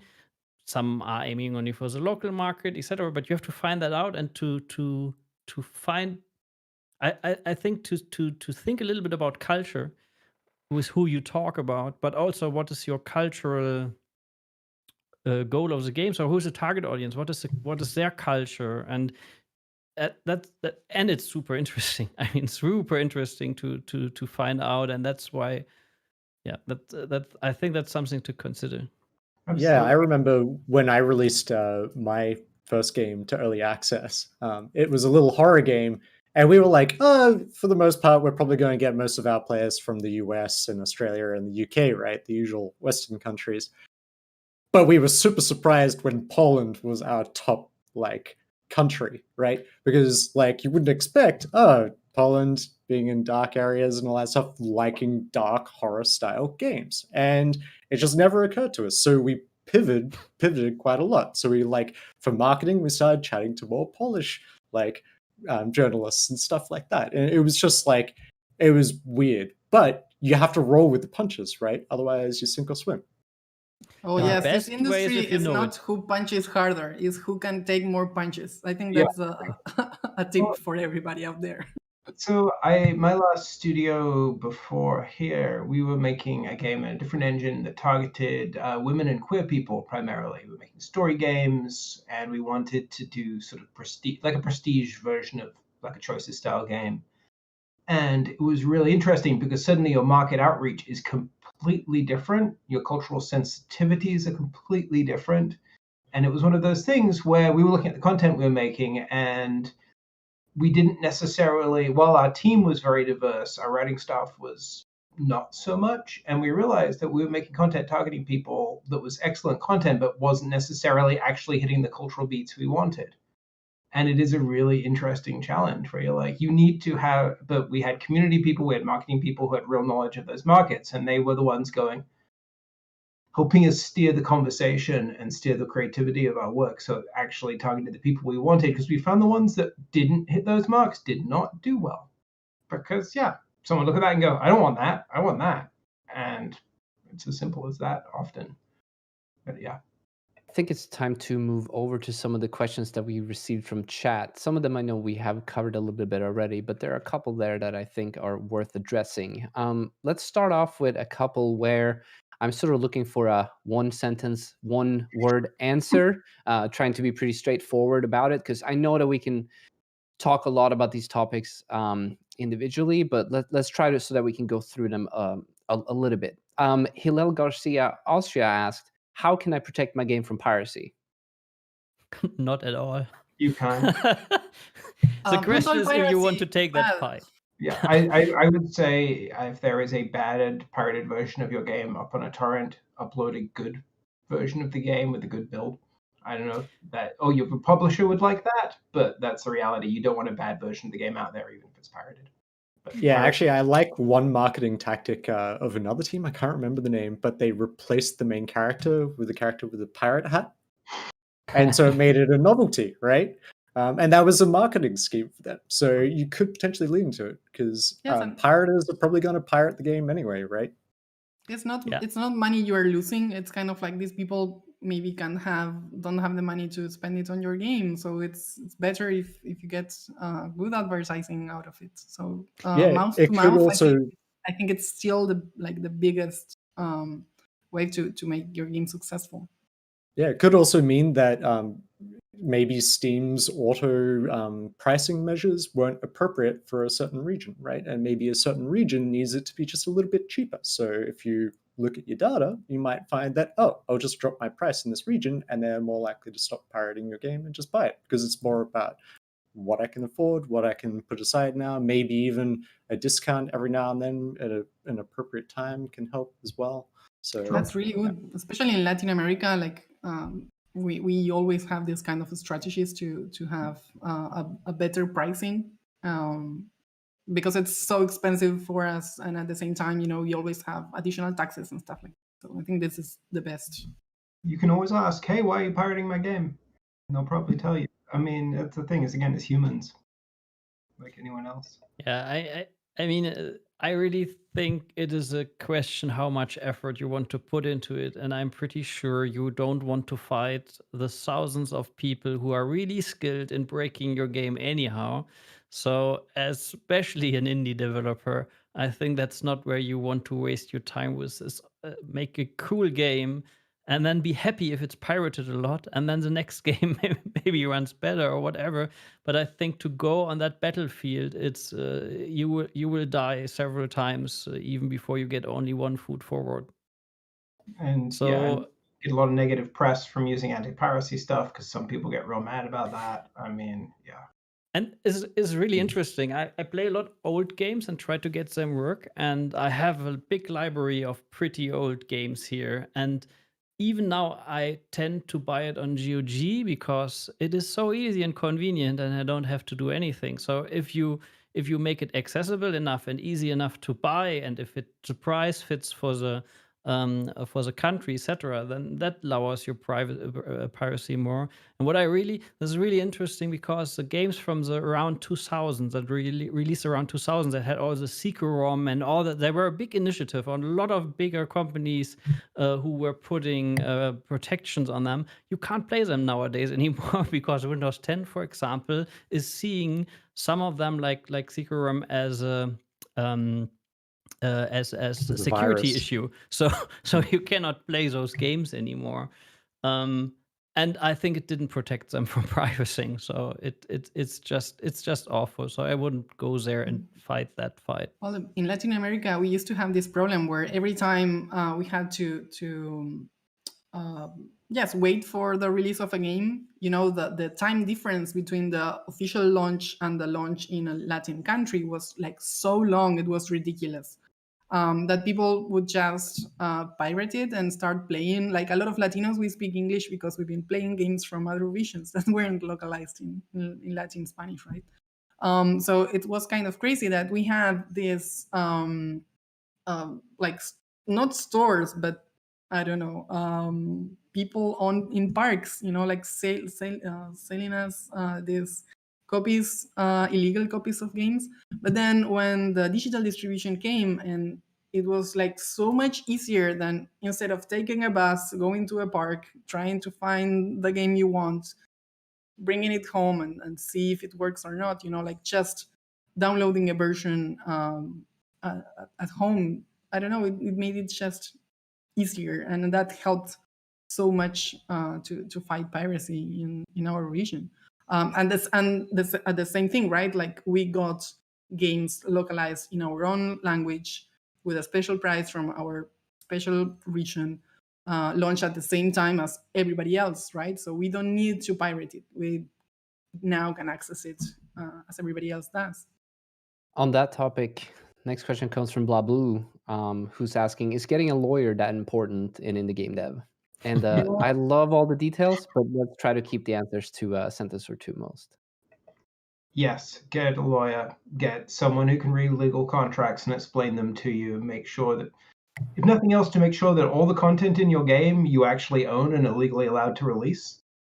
Because you can get DMCA'd for music you used, you could find out they used marketplace assets that weren't necessarily allowed to be released in modified form. There's all kinds of things you could get into. Get a lawyer to review all that stuff. It's incredibly important.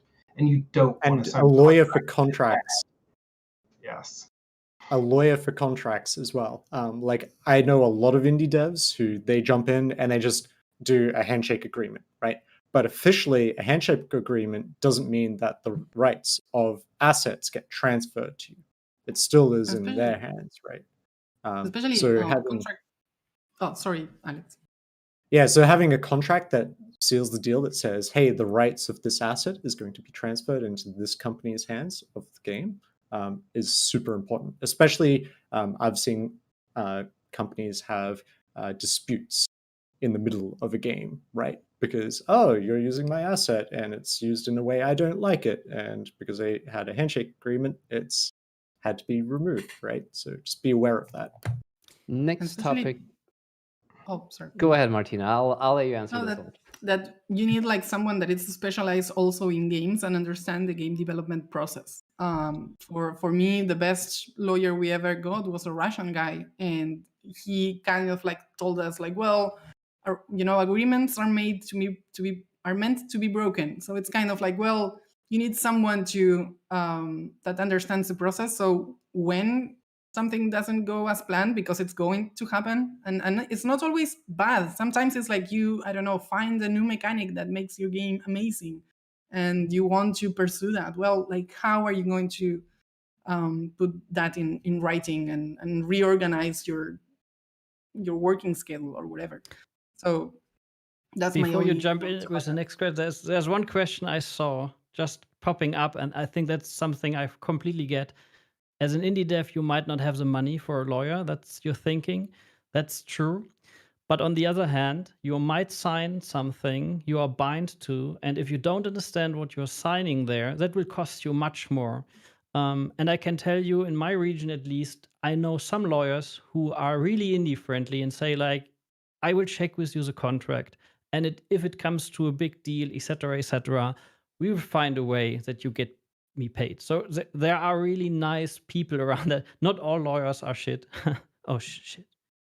So now I have to go to Right, the I don't doctors, know. right? It's really hot here, so I'm happy to go to the no, seriously. The meetups and all, build your network locally, because you will find an indie who's telling you, oh, we worked with this guy, he's really nice and helpful, even if you don't have the money. Lawyer, accountant, key. And also, if you're hiring people, have a lawyer to review and set up your employment contracts. So when you hire people, the ownership rights and everything is sorted out. The standards work, all of that. Otherwise, it can get real messy. On that note, there are also the indie equivalent of lawyers as well as accountants. It might actually be worth reaching out in similar communities with folks that are in the same path of or part of your career as you are in game development. They might be in their respective careers. So And you can always talk to older indies that we've been fucked up so many times that we can tell you like, well, this is a problem. Swear At least drop. we can- Ah, no. Sorry, Victor, perdón. okay, I'm just gonna, bleep bloop. Next question comes from actually, there have been a few questions in regards to what does an evangelist do? And then there's a follow-up one that 3Dev asked, which is, do you have to have a custom license to get help from Epic with an indie game? So if you could please elaborate a little bit about the evangelist role and what folks can do to get in touch with you and what you can do for them. Alex, would you like to take that one? Yeah, so the main rule of evangelism is to, I guess, champion the community, kind of turn people into basically champions of our community, but also show off the engine and basically build. We're basically like glorified community managers, but with support and conferencing and all that stuff. So we go out, we do talks at conferences, or used to, we do it now virtually. And we chat to teams, so we might even do a little bit of solution architecting. Depending on the evangelists in your region, you might be doing something a little bit different. Like I know for Australia and New Zealand, we've got a little bit more of a building region for game dev, because unfortunately when the global financial crisis happened, it went all under. So now we've got a lot more indies, not as many AAA teams. So my role might be a little bit different to Andreas's. However, I still do the whole thing of, hey, let's talk at talks. Let's go to meetups. Let's help out the Lindy team. So I regularly have Twitter DMs and emails come in saying, hey, Alex, I've got a problem with the engine. Do you mind basically checking this out? And we're happy to do that. within reason, right? If you keep on hammering us, we'll probably just be like, give us maybe a couple of days and we'll get back to you. But we're here to basically help people make cool. And I won't do the swear word, Andreas. You can fill out in for me. But yeah, we're basically here to just help out. So We're the friendly face for developers at Epic. That's what I say. It's like my DMs are open on Twitter. If you've got a problem, hit me up. It says it right in my profile. Please do, because that's why we're here. Well, in my case, I'm more like a social person, let's say. So I've been like a professional stalker in my career for the last 15 years. So it's kind of like I know a lot of people, and my main job is kind of like being the first point of contact between you and all of the teams inside of Epic.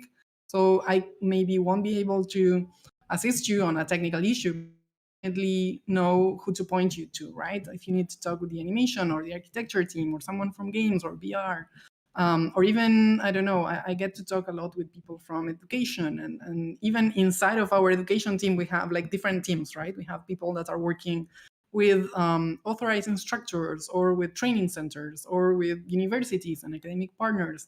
So kind of like my work, it's to be a human, I don't know, like a networking person, kind of like someone that will kind of like help you serve our big community. I don't know, it's kind of like something I've been doing as a volunteer in the community for so long. I can't believe now I'm getting paid to do this. This is amazing. So it's kind of like I am not making games, but I'm helping others make their own game. And of course, make them with Unreal. Our job is to turn you to the dark side, right? So we are here to preach. How was that joke going, Alex? We are spreading Tim Sweeney's book. Spreading the world, yeah, the Lord and Savior Tim Sweeney, right? We sound like a cult, yes, but it's kind of like also what we do. Yeah, so And one thing basically- is we come from mostly games backgrounds. Some of us actually come from virtual production backgrounds, enterprise, stuff like that. So we cover a wide gamut. And like, for example, Sam and I, we do a lot of VR stuff and programming. Andy's done a lot of everything. I know like Chris Murphy, you've probably seen, he's my counterpart in Australia. He does a lot of tech art. So we're all have complementary roles.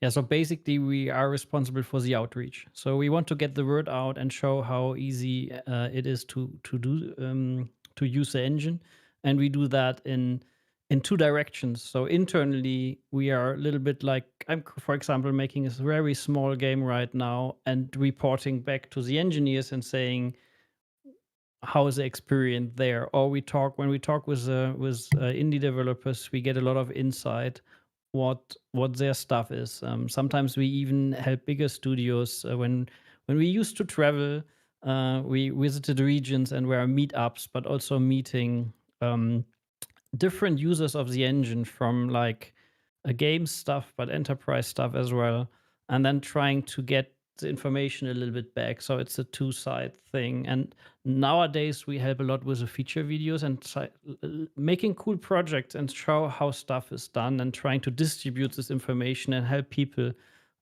getting into it and making cool stuff. That's the cool thing. Epic is only succeeding if you are succeeding. So that's the reason why I love our business model. So our job is to make cool stuff coming out. So this is that's the part I love most in this job. So we are trying to be helpful, because if you release something, then we just don't. It's not about selling a license or something like that. It's about like it's not like here is you pay for the engine and then you do something and we forget about it.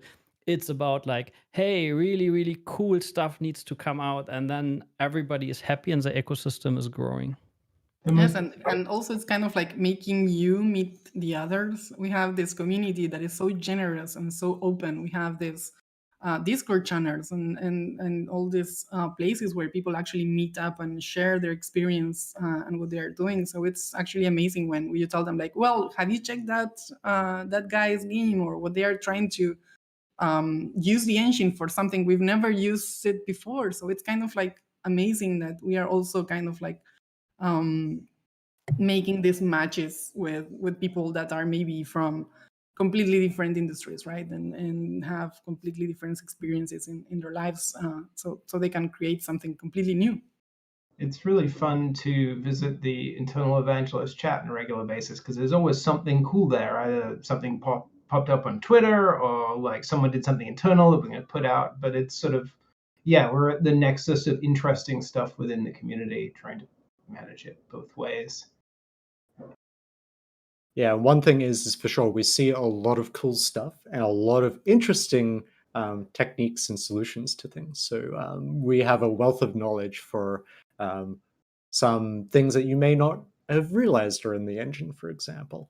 Like I just showed off before the stream a little toolbar extension that I'll post up onto Twitter next week. And yeah, stuff like that. It's just it's really cool to be able to just go, hey, I'm just jumping in the engine and doing what I love and showing it off. And most of us potentially come from meetup backgrounds as well. So I used to be the organizer of the Brisbane meetup in Australia here. And yeah, I think the same was with Ari Unspawn and a couple of other people. So to round that off, I just wanted to say that your first message to one of us should not be if you're allowed to ask a question. You should ask the question, and then we might be able to answer. I think the most frequent question I receive is, can I ask a question? And yeah, it can be tiring and sometimes a little difficult to just respond yes and sort of initiate the conversation. If we're unable to answer, we won't, or we will try to. And so just ask the question right off the bat. That's the best way to get our attention, and also the possibility for us to help. But I also apologize if not all questions get always answered, because I can tell you, since the 2.5 years I'm doing this now, it is just not possible to get back. I sometimes feel really bad about it, because then I forgot that someone wrote me on Twitter DM. I forgot. That happens. So don't feel bad if it doesn't come back directly. Try again. Nobody of us is like pissed if you try 2 or 3 times. That's fine. It's I'll say just try, like the try word again is. to a certain extent.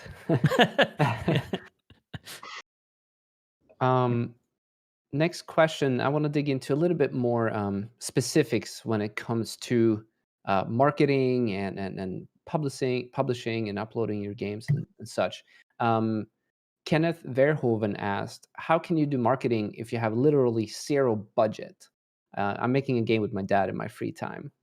Oh, I love that already. This is already a pretty cool story, to be honest. There are not so many people out there who can say I do a game with my dad. That is already a good marketing pitch, to be honest. And You're then already comes the marketing game. it, actually. You're pitching it to So us, that's already marketing with no budget, because now I'm intrigued. Now I would like to know what kind of game you are doing. So this is already pretty cool. Because it's unusual. It's nothing you see often, and that I can see you that want on to the intrigue. as a story. You get 2,000 words out of it. Yeah, I'll say this some locally there was a team that had a whole family, and that was their whole selling point is, hey, we're a family of game developers and we're making this cool game. Support us. Is that And Ninja people Gaiden? love that. But there's some basic stuff I think you can do. Is like you can post regularly, not like one day you post thousands of things and then 1 month you don't. You have to understand a little bit the algorithms of all this social media stuff that's out there. So you have to understand a little bit the platform. So you get better traction, for example, if you don't make external links. It's better to post on Twitter. And you can find this kind of information. So you can sit down, and there are people who have blog posts about that. So you can figure that out. And then you make a plan for it. Like I do each screenshot Saturday. It's really good to get some visibility. So there's a lot of those stuff. You can make a list of those. You can figure out what to do, and then have a plan. Like each Friday evening, 9 p.m., something like that, we post something with a little update what we do. And it takes time to grow it, but have consistency is pretty important. I always forget with my own account. I forgot to post, and then I'm really disappointed by the next posting. I think, oh, this is a great one, but I forgot to post for 4 days. So in the algorithm, I'm not shown anymore. So you have to learn a little bit about the platforms, and you don't need money for that.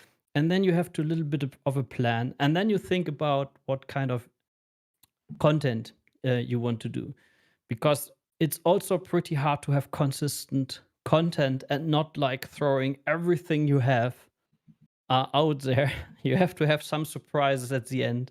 So it's like with the movie trailers you watch and you see, oh, all the fun jokes were in the trailer, so the movie is not fun anymore. So you also want to avoid that. So you need to have a little bit of a strategy. I have two examples that I really like. There is this team that kind of like builder community is starting to market the development community. So instead of going to build a user-based community, they started to share their experience on how they were developing their game. So it was the community around them, the people from the actual gaming industry, that was kind of like intrigued on how they solved that problem or how they are doing this or that. So you can actually start also sharing your experience with your own game. Like make a video of your dad making the game, and then dads around the world could actually get into gaming because of that. I don't know. I think it's something sometimes we don't think about. And then the other thing is like there are many like the other teams, other industries with different backgrounds that could actually be interested in participating as partners. Like getting something out of this. We have this experience with the Adventures of Doug Mendoza and Pizza Boy.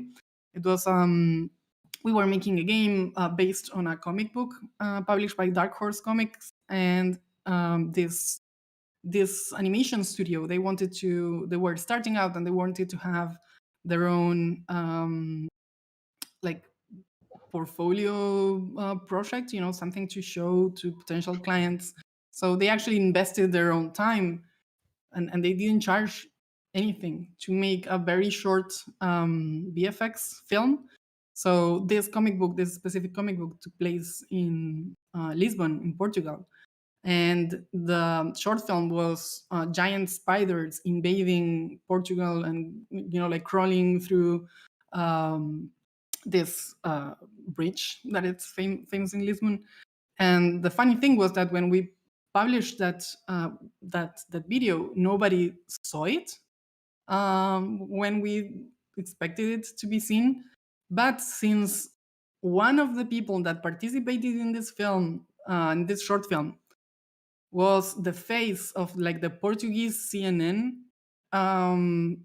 back, how can I explain this? But like, something that wasn't supposed to be a part of our strategy turned out to be amazing, because this guy that was an actual serious journalist, kind of like allowed us to use his image to make like the fake coverage of this invasion of spiders.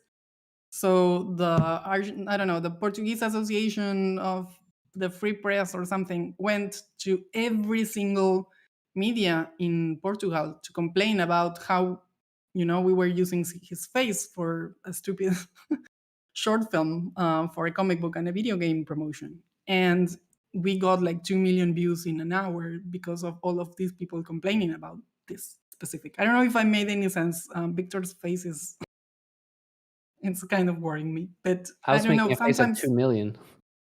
yes, in a morning, so it's crazy how things work out.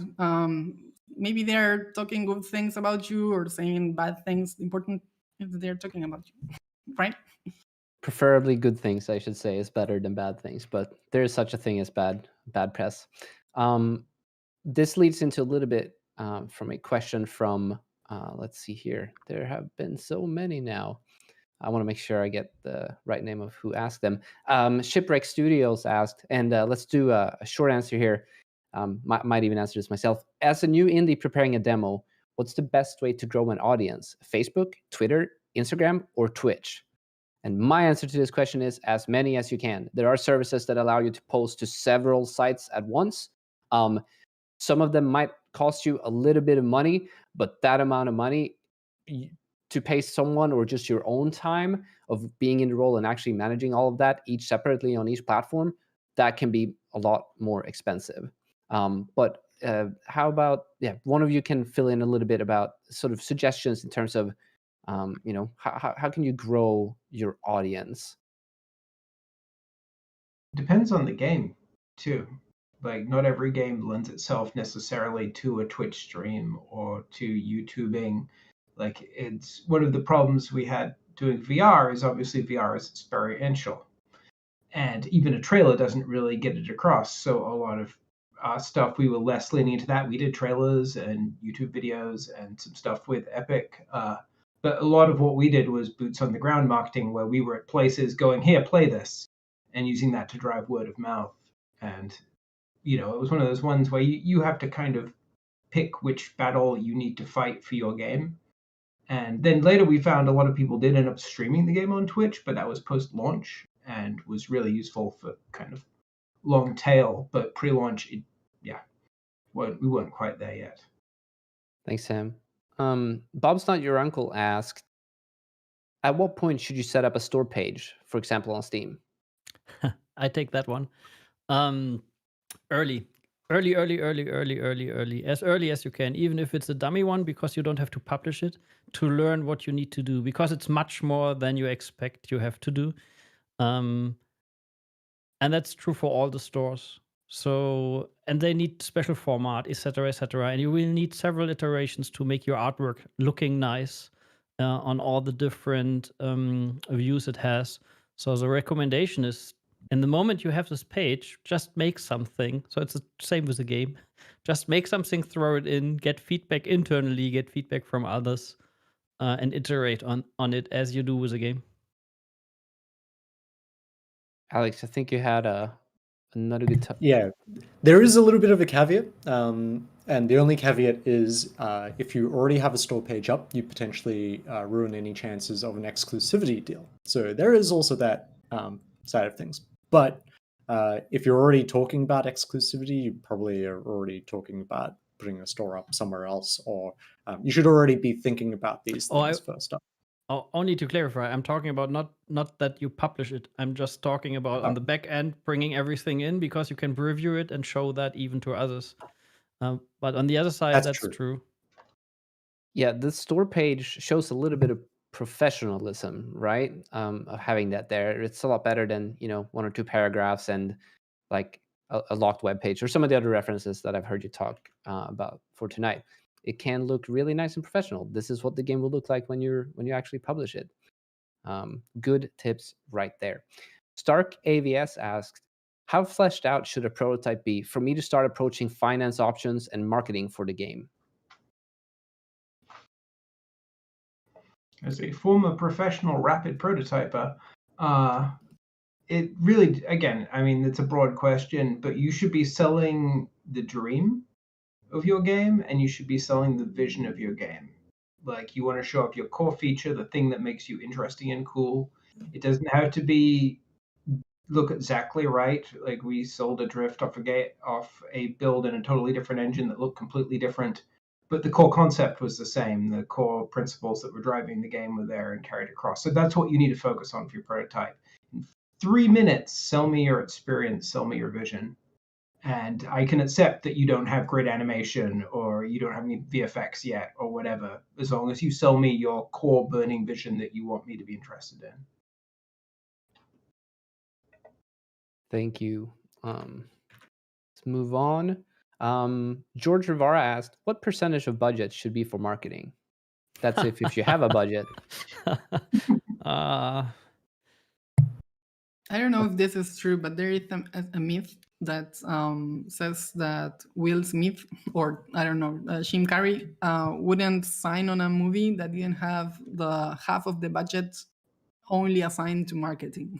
So I don't know for that question. It's and like, that's properly true for like big games as well. So especially the big ones, there you can compare marketing budget with that, which means for an indie dev, if you have no money to make the game, you have no money to make marketing, which is a perfect fit, right?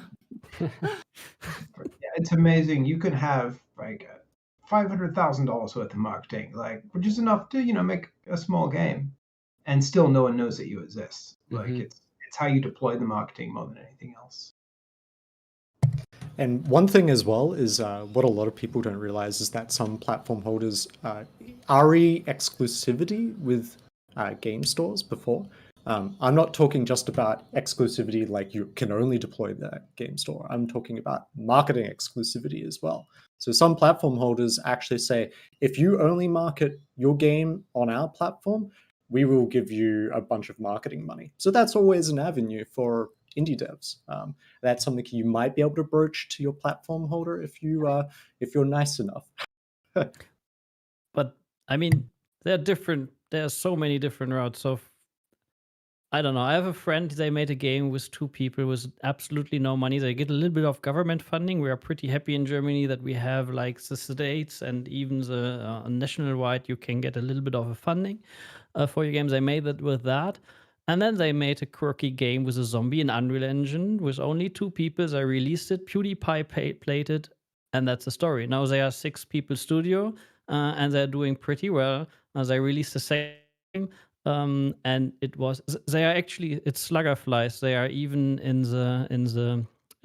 they have an inspirational video from Monday in the Indie Week. This is pretty nice. Or there's Omno, Jonas Manker. He's an animator. He learned Unreal Engine by himself, and then he had a small prototype, and then he showed it around, and people told him, you have to do something with that. And then he made a Kickstarter, which was a little bit easier when he did it. That was pretty successful. Then he found some marketing people helping him with that, and now he's on his game in the last leg. So it's. Pro asked a good question here. What strategy would you recommend to indie devs for quality assurance testing? Start early. Well, that's I a don't good know how one. to address that.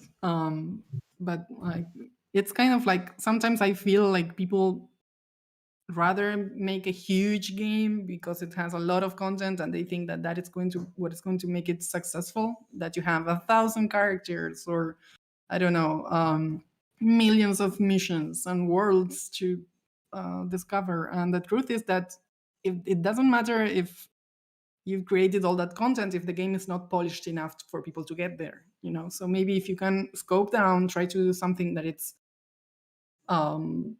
better.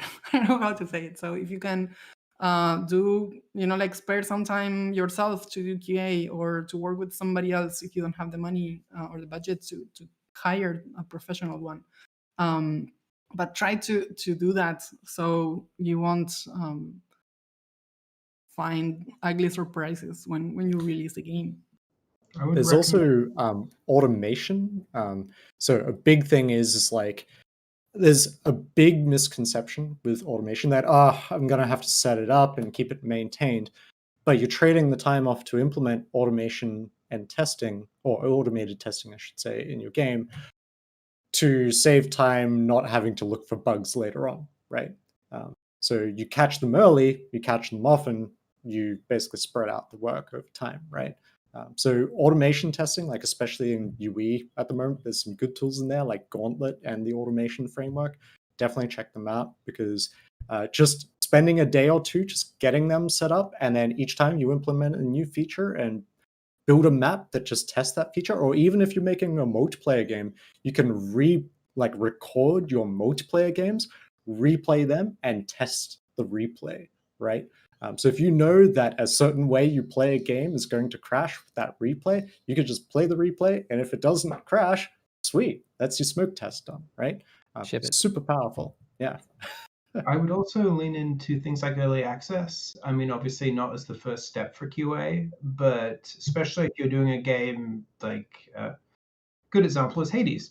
Hades is winning all these Game of the Year awards. Hades spent a lot of time in early access refining its game model. And these are experienced devs who'd come from AAA and made a bunch of indie games. And they still went, okay, we need to find out everything. Not only are we doing a gameplay model that needs a bunch of tuning, but it's means that when you actually ship and you come out like a Nintendo Switch, you are very polished, you're very clean, because you will get more QA in one day of an audience playing your game than you will in like 6 months of a QA team playing your game, which is unfortunately not the ideal order of events, but it tends to be what happens.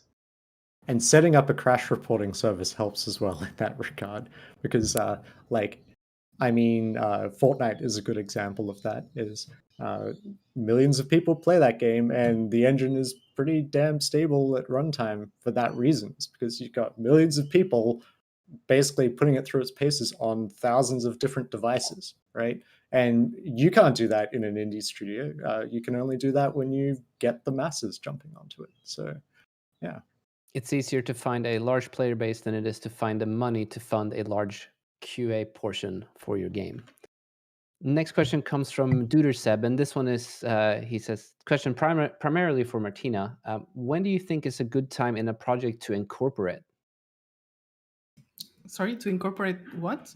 To incorporate as a company, to go from I'm okay. just making a Sorry. game to now we're an actual company. Okay, so this is kind of tricky because sometimes, incorporating means that you are going to start to work as a company. There are a lot of,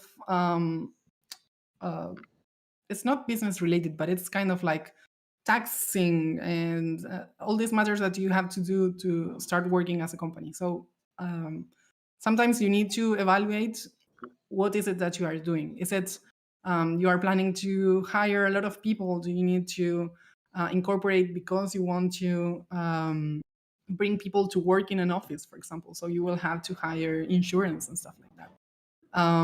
Are you planning to develop something solo and you want to publish it on your own? Do you really need to start paying taxes as if you were, a big company? I think that when we started with the studio in 2009, I think it was, we made that mistake. We went corporate too fast. I don't know how to tell it. So it was kind of crazy that we needed to make presentations every month and we needed to have meetings with accountants, and we weren't even hiring no one. We weren't making any money. So it was kind of like a lot of money down the drain and a lot of time because we needed to actually spend time to maintain that that part of the company.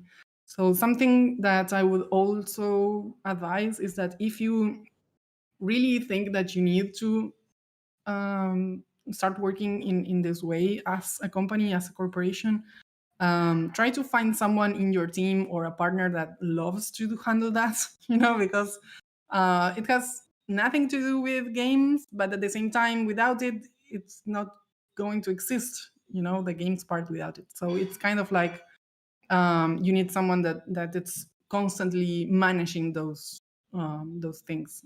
I don't know if I want to add something important I forgot at the beginning. We have to go one step back, and watch on the whole picture right now. It is easier to make games, which is cool. So you have to decide if this is something you want to live on, because it could be also a really, really nice hobby.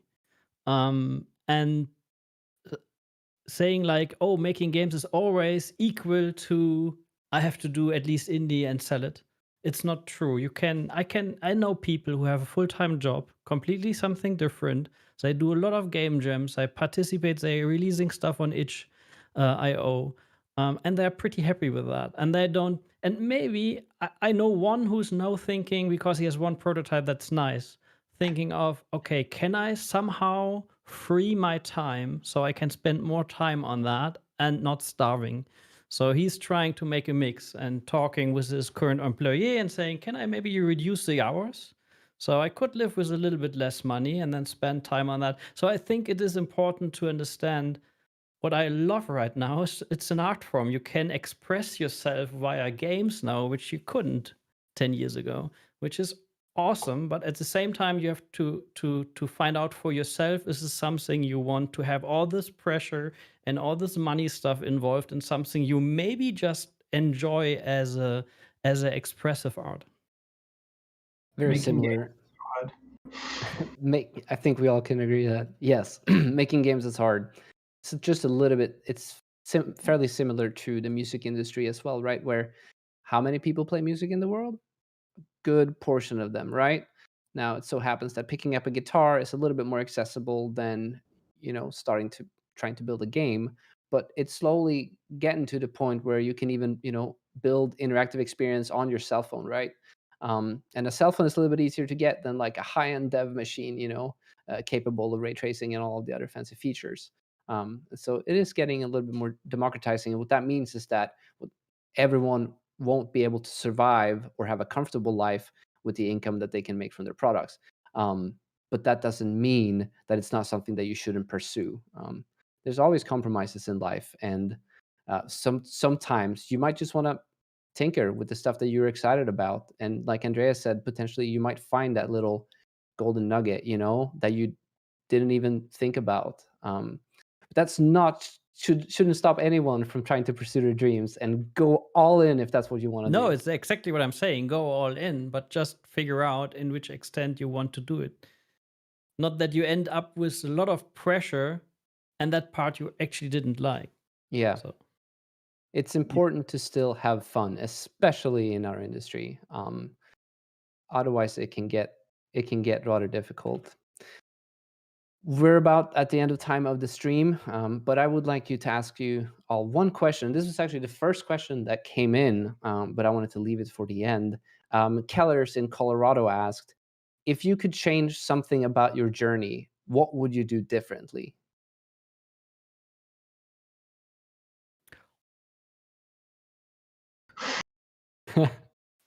Wow. And that's tough the stream, folks. We'll see you all next week. Goodbye. thanks, Joey Brink, for the for the raid. That's really hello back to Austria from here. That's really nice. Nothing. I think I I would would change say- anything. The good and bad stuff are good. Yeah, for the most part, I'm here because of all of the mistakes and the learnings that I've made so far. However, in telling myself, if I told myself at 20 when I started on this endeavor, basically don't burn out. Like, if you feel tired and you're buggered and Australian slang slipping in. If you're tired and you're just exhausted, take a break, because it's usually when your body's telling you that you need to. Otherwise, the worst thing you can do is burn out and scrap a project, right? Get it done. Yeah, And pretty maybe much like lose this sense of fear. Like what I believe is like sometimes I it took me too long to make a mistake. Like I keep pushing through something that was meant to die or something. So I think I learned more every time I went through the full cycle faster, right? So the fail Okay, faster now- kind of philosophy. I think Now I learning- have one. I will never ever write a 500-page game design document ever again. Okay. High five right there. Yeah, I think honestly, the only things I regret are the crunch. Over the years, I've done my fair share of crunch. I was at the EA Spouse studio when that was happening, and that left me with some damage that I had to recover from. And it's no matter how cool your job is, it's not worth putting yourself through the ringer physically, because then you're not doing the quality of work that you wanted to do in the first place. You're grinding out a thing. And you lose your love for game development, and it's the only thing it's the art form that I love the most. So losing touch with it for a while because of that was something I really regretted, and it took a while to find my way back. But otherwise, yeah, that's why I'm here. I love doing this thing. Yeah, definitely feeling like what's the word? Not emotional. The kind of like where you feel. I had it in my mind. I lost it. It's early in the morning. I'm so sorry. I'll show the sunrise after. I have a couple of minutes still in my spiel. Something I think Martina touched on something important. Fail fast, fail quickly. Like learn from your mistakes and then continue. Right? Knowing when to stop. Knowing or at least don't be afraid to try again. It's so much better that you fail quickly and you decide, you know what, that's not gonna work out. Cut it. On that note, during one of the earlier topics, something I've heard a lot is that a lot of first-time developers or people who are getting into game development and they start off on a project that they're planning to ship. That project is the whole world, right? You can't even see past your first project. And if this is something that you would like to continue to do for the rest of your life, you're probably going to go on to ship quite a couple of things. I know so many people that shipped 10, 15, 20 games, like actually ship them, publish them, right? Charge money or release it for free before anyone ever knew about any of their games, right? Um, and do that. Don't be afraid to even ship. I think Andreas also mentioned that. Publish it on itch.io, get feedback, see if you have find some players, maybe even a small community that will be excited to help you test your game, which can be really difficult. And you can do that with a game jam prototype. It's possible as long as you reach out and talk to folks. This has been a pleasure. I've seen a lot of good commentary from chat as well. I'm really happy we were all able to get together to talk about this topic. If anyone out there is interested and have more questions or even are close to releasing one of your games and you're not really sure what that entails, there are some official steps to take as well when you're using Unreal Engine. They're very few, mostly involves one form, but it's important that you do fill out that form. If you have these questions, you can reach out to the evangelists. There's a web page where everyone can read a little bit more about you all and also find the appropriate one for their region. That is indies.unrealengine.com. Is that correct? Yes, we shared it also on the Indie Week blog post. So if you go to the inspiring stories at the bottom of the post, you will find a link that will show you everybody. You can contact us through LinkedIn or Twitter or Facebook, Instagram. I don't know. We are there. So just reach out. All the places. Awesome. As a typical, I will end the stream with a little bit of information for those of you who have been watching from the beginning. Thank you very much. It's a pleasure to have you stick around. If you have any follow-up questions, I do want to point out that we announce all of our live streams on forums.unrealengine.com in the events channel. You can also see a schedule of upcoming streams in the Twitch About page, but there's usually more information and more up-to-date information on the forums. A good place to go. If you are enjoying some of our more technical content that we normally cover on the stream, we do transcribe all of our live streams. So what that means, usually within a week of us going offline, you can actually download the entire transcript or just turn on captions on YouTube. I should also go ahead and mention that something that we tried out last week for the first time, and I forgot to add it in the forum announcement post, is that there's now a add-on for Chrome. Let's see if Sky can go ahead and get us the link for this. But there's actually an add-on in Chrome that allows you to live subtitle sort of in real time, which can help a lot. I'm a non-native English speaker, and I've lived most of my life with captions on, and I think it has taught me a lot, especially when it comes to technical terms, which can be a little bit difficult sometimes to know what was said. So go ahead and Control F that transcript if there's a term you were looking for or when we were talking about anything in particular. There are no physical meetups going on in the world right now, but communities.unrealengine.com is the place to go to find meetup groups local to your area. There are some of them that are actually throwing virtual events right now, various Discords around the world, and it's a good place to find people that are interested in developing games or other various experiences with Unreal Engine. Go ahead and check that out. In terms of marketing and publishing your game, we do have a countdown video at the beginning of all of our live streams. This is 30 minutes of development that you speed up to 5 minutes. You send that to us together separately with your logo and information about your game, and you might become one of the countdowns that we air on the stream every week. Same goes for our community spotlights. We spotlight 3 every week on our news and community spotlight segment, as well as in the Epic Games Launcher. These are projects that we either find on Twitter, Facebook, our forums. There are many good places where you can post even work in progress, and we'd love to see this, and so go ahead and do that. Shout out to unrealslackers.org as well if you're looking for the largest unofficial Unreal Engine community out there. It's a great place for real-time communication. If you stream on Twitch, we have the unofficial Spanish also Discord. So for people talking in español, les digo, escríbanme, les paso el link del Discord no oficial de Unreal en español. That's it. Gracias. If you stream on Twitch, make sure that you use the Unreal Engine tag as well as the game development tag. That's the easiest way for us to filter and find your content. And make sure you follow us on social media. That is where we do all of our updates in regards to news for the engine, but also other exciting exciting news and the streams. We tweet every Thursday morning East Coast time in regards to what topic we're going to cover today. If you're not too keen on follow the sort of the forums and you prefer Twitter, we talk about that as well. Next week on Inside Unreal, we have two of the developers from Torn Banner. They're coming on to talk about making massive medieval maps with Chivalry 2. If you don't know the studio Torn Banner, nice. they're developing they developed Chivalry, and they are coming now to talk about Chivalry 2, which I'm really excited about. I've talked to them, I think, since E3 2019 was when we first saw a little bit of a glimpse of the game. So they'll be on the stream next week. I'm super excited about that. But until then, I want to thank you all once again for coming on the stream. Thanks, chat, for hanging out today.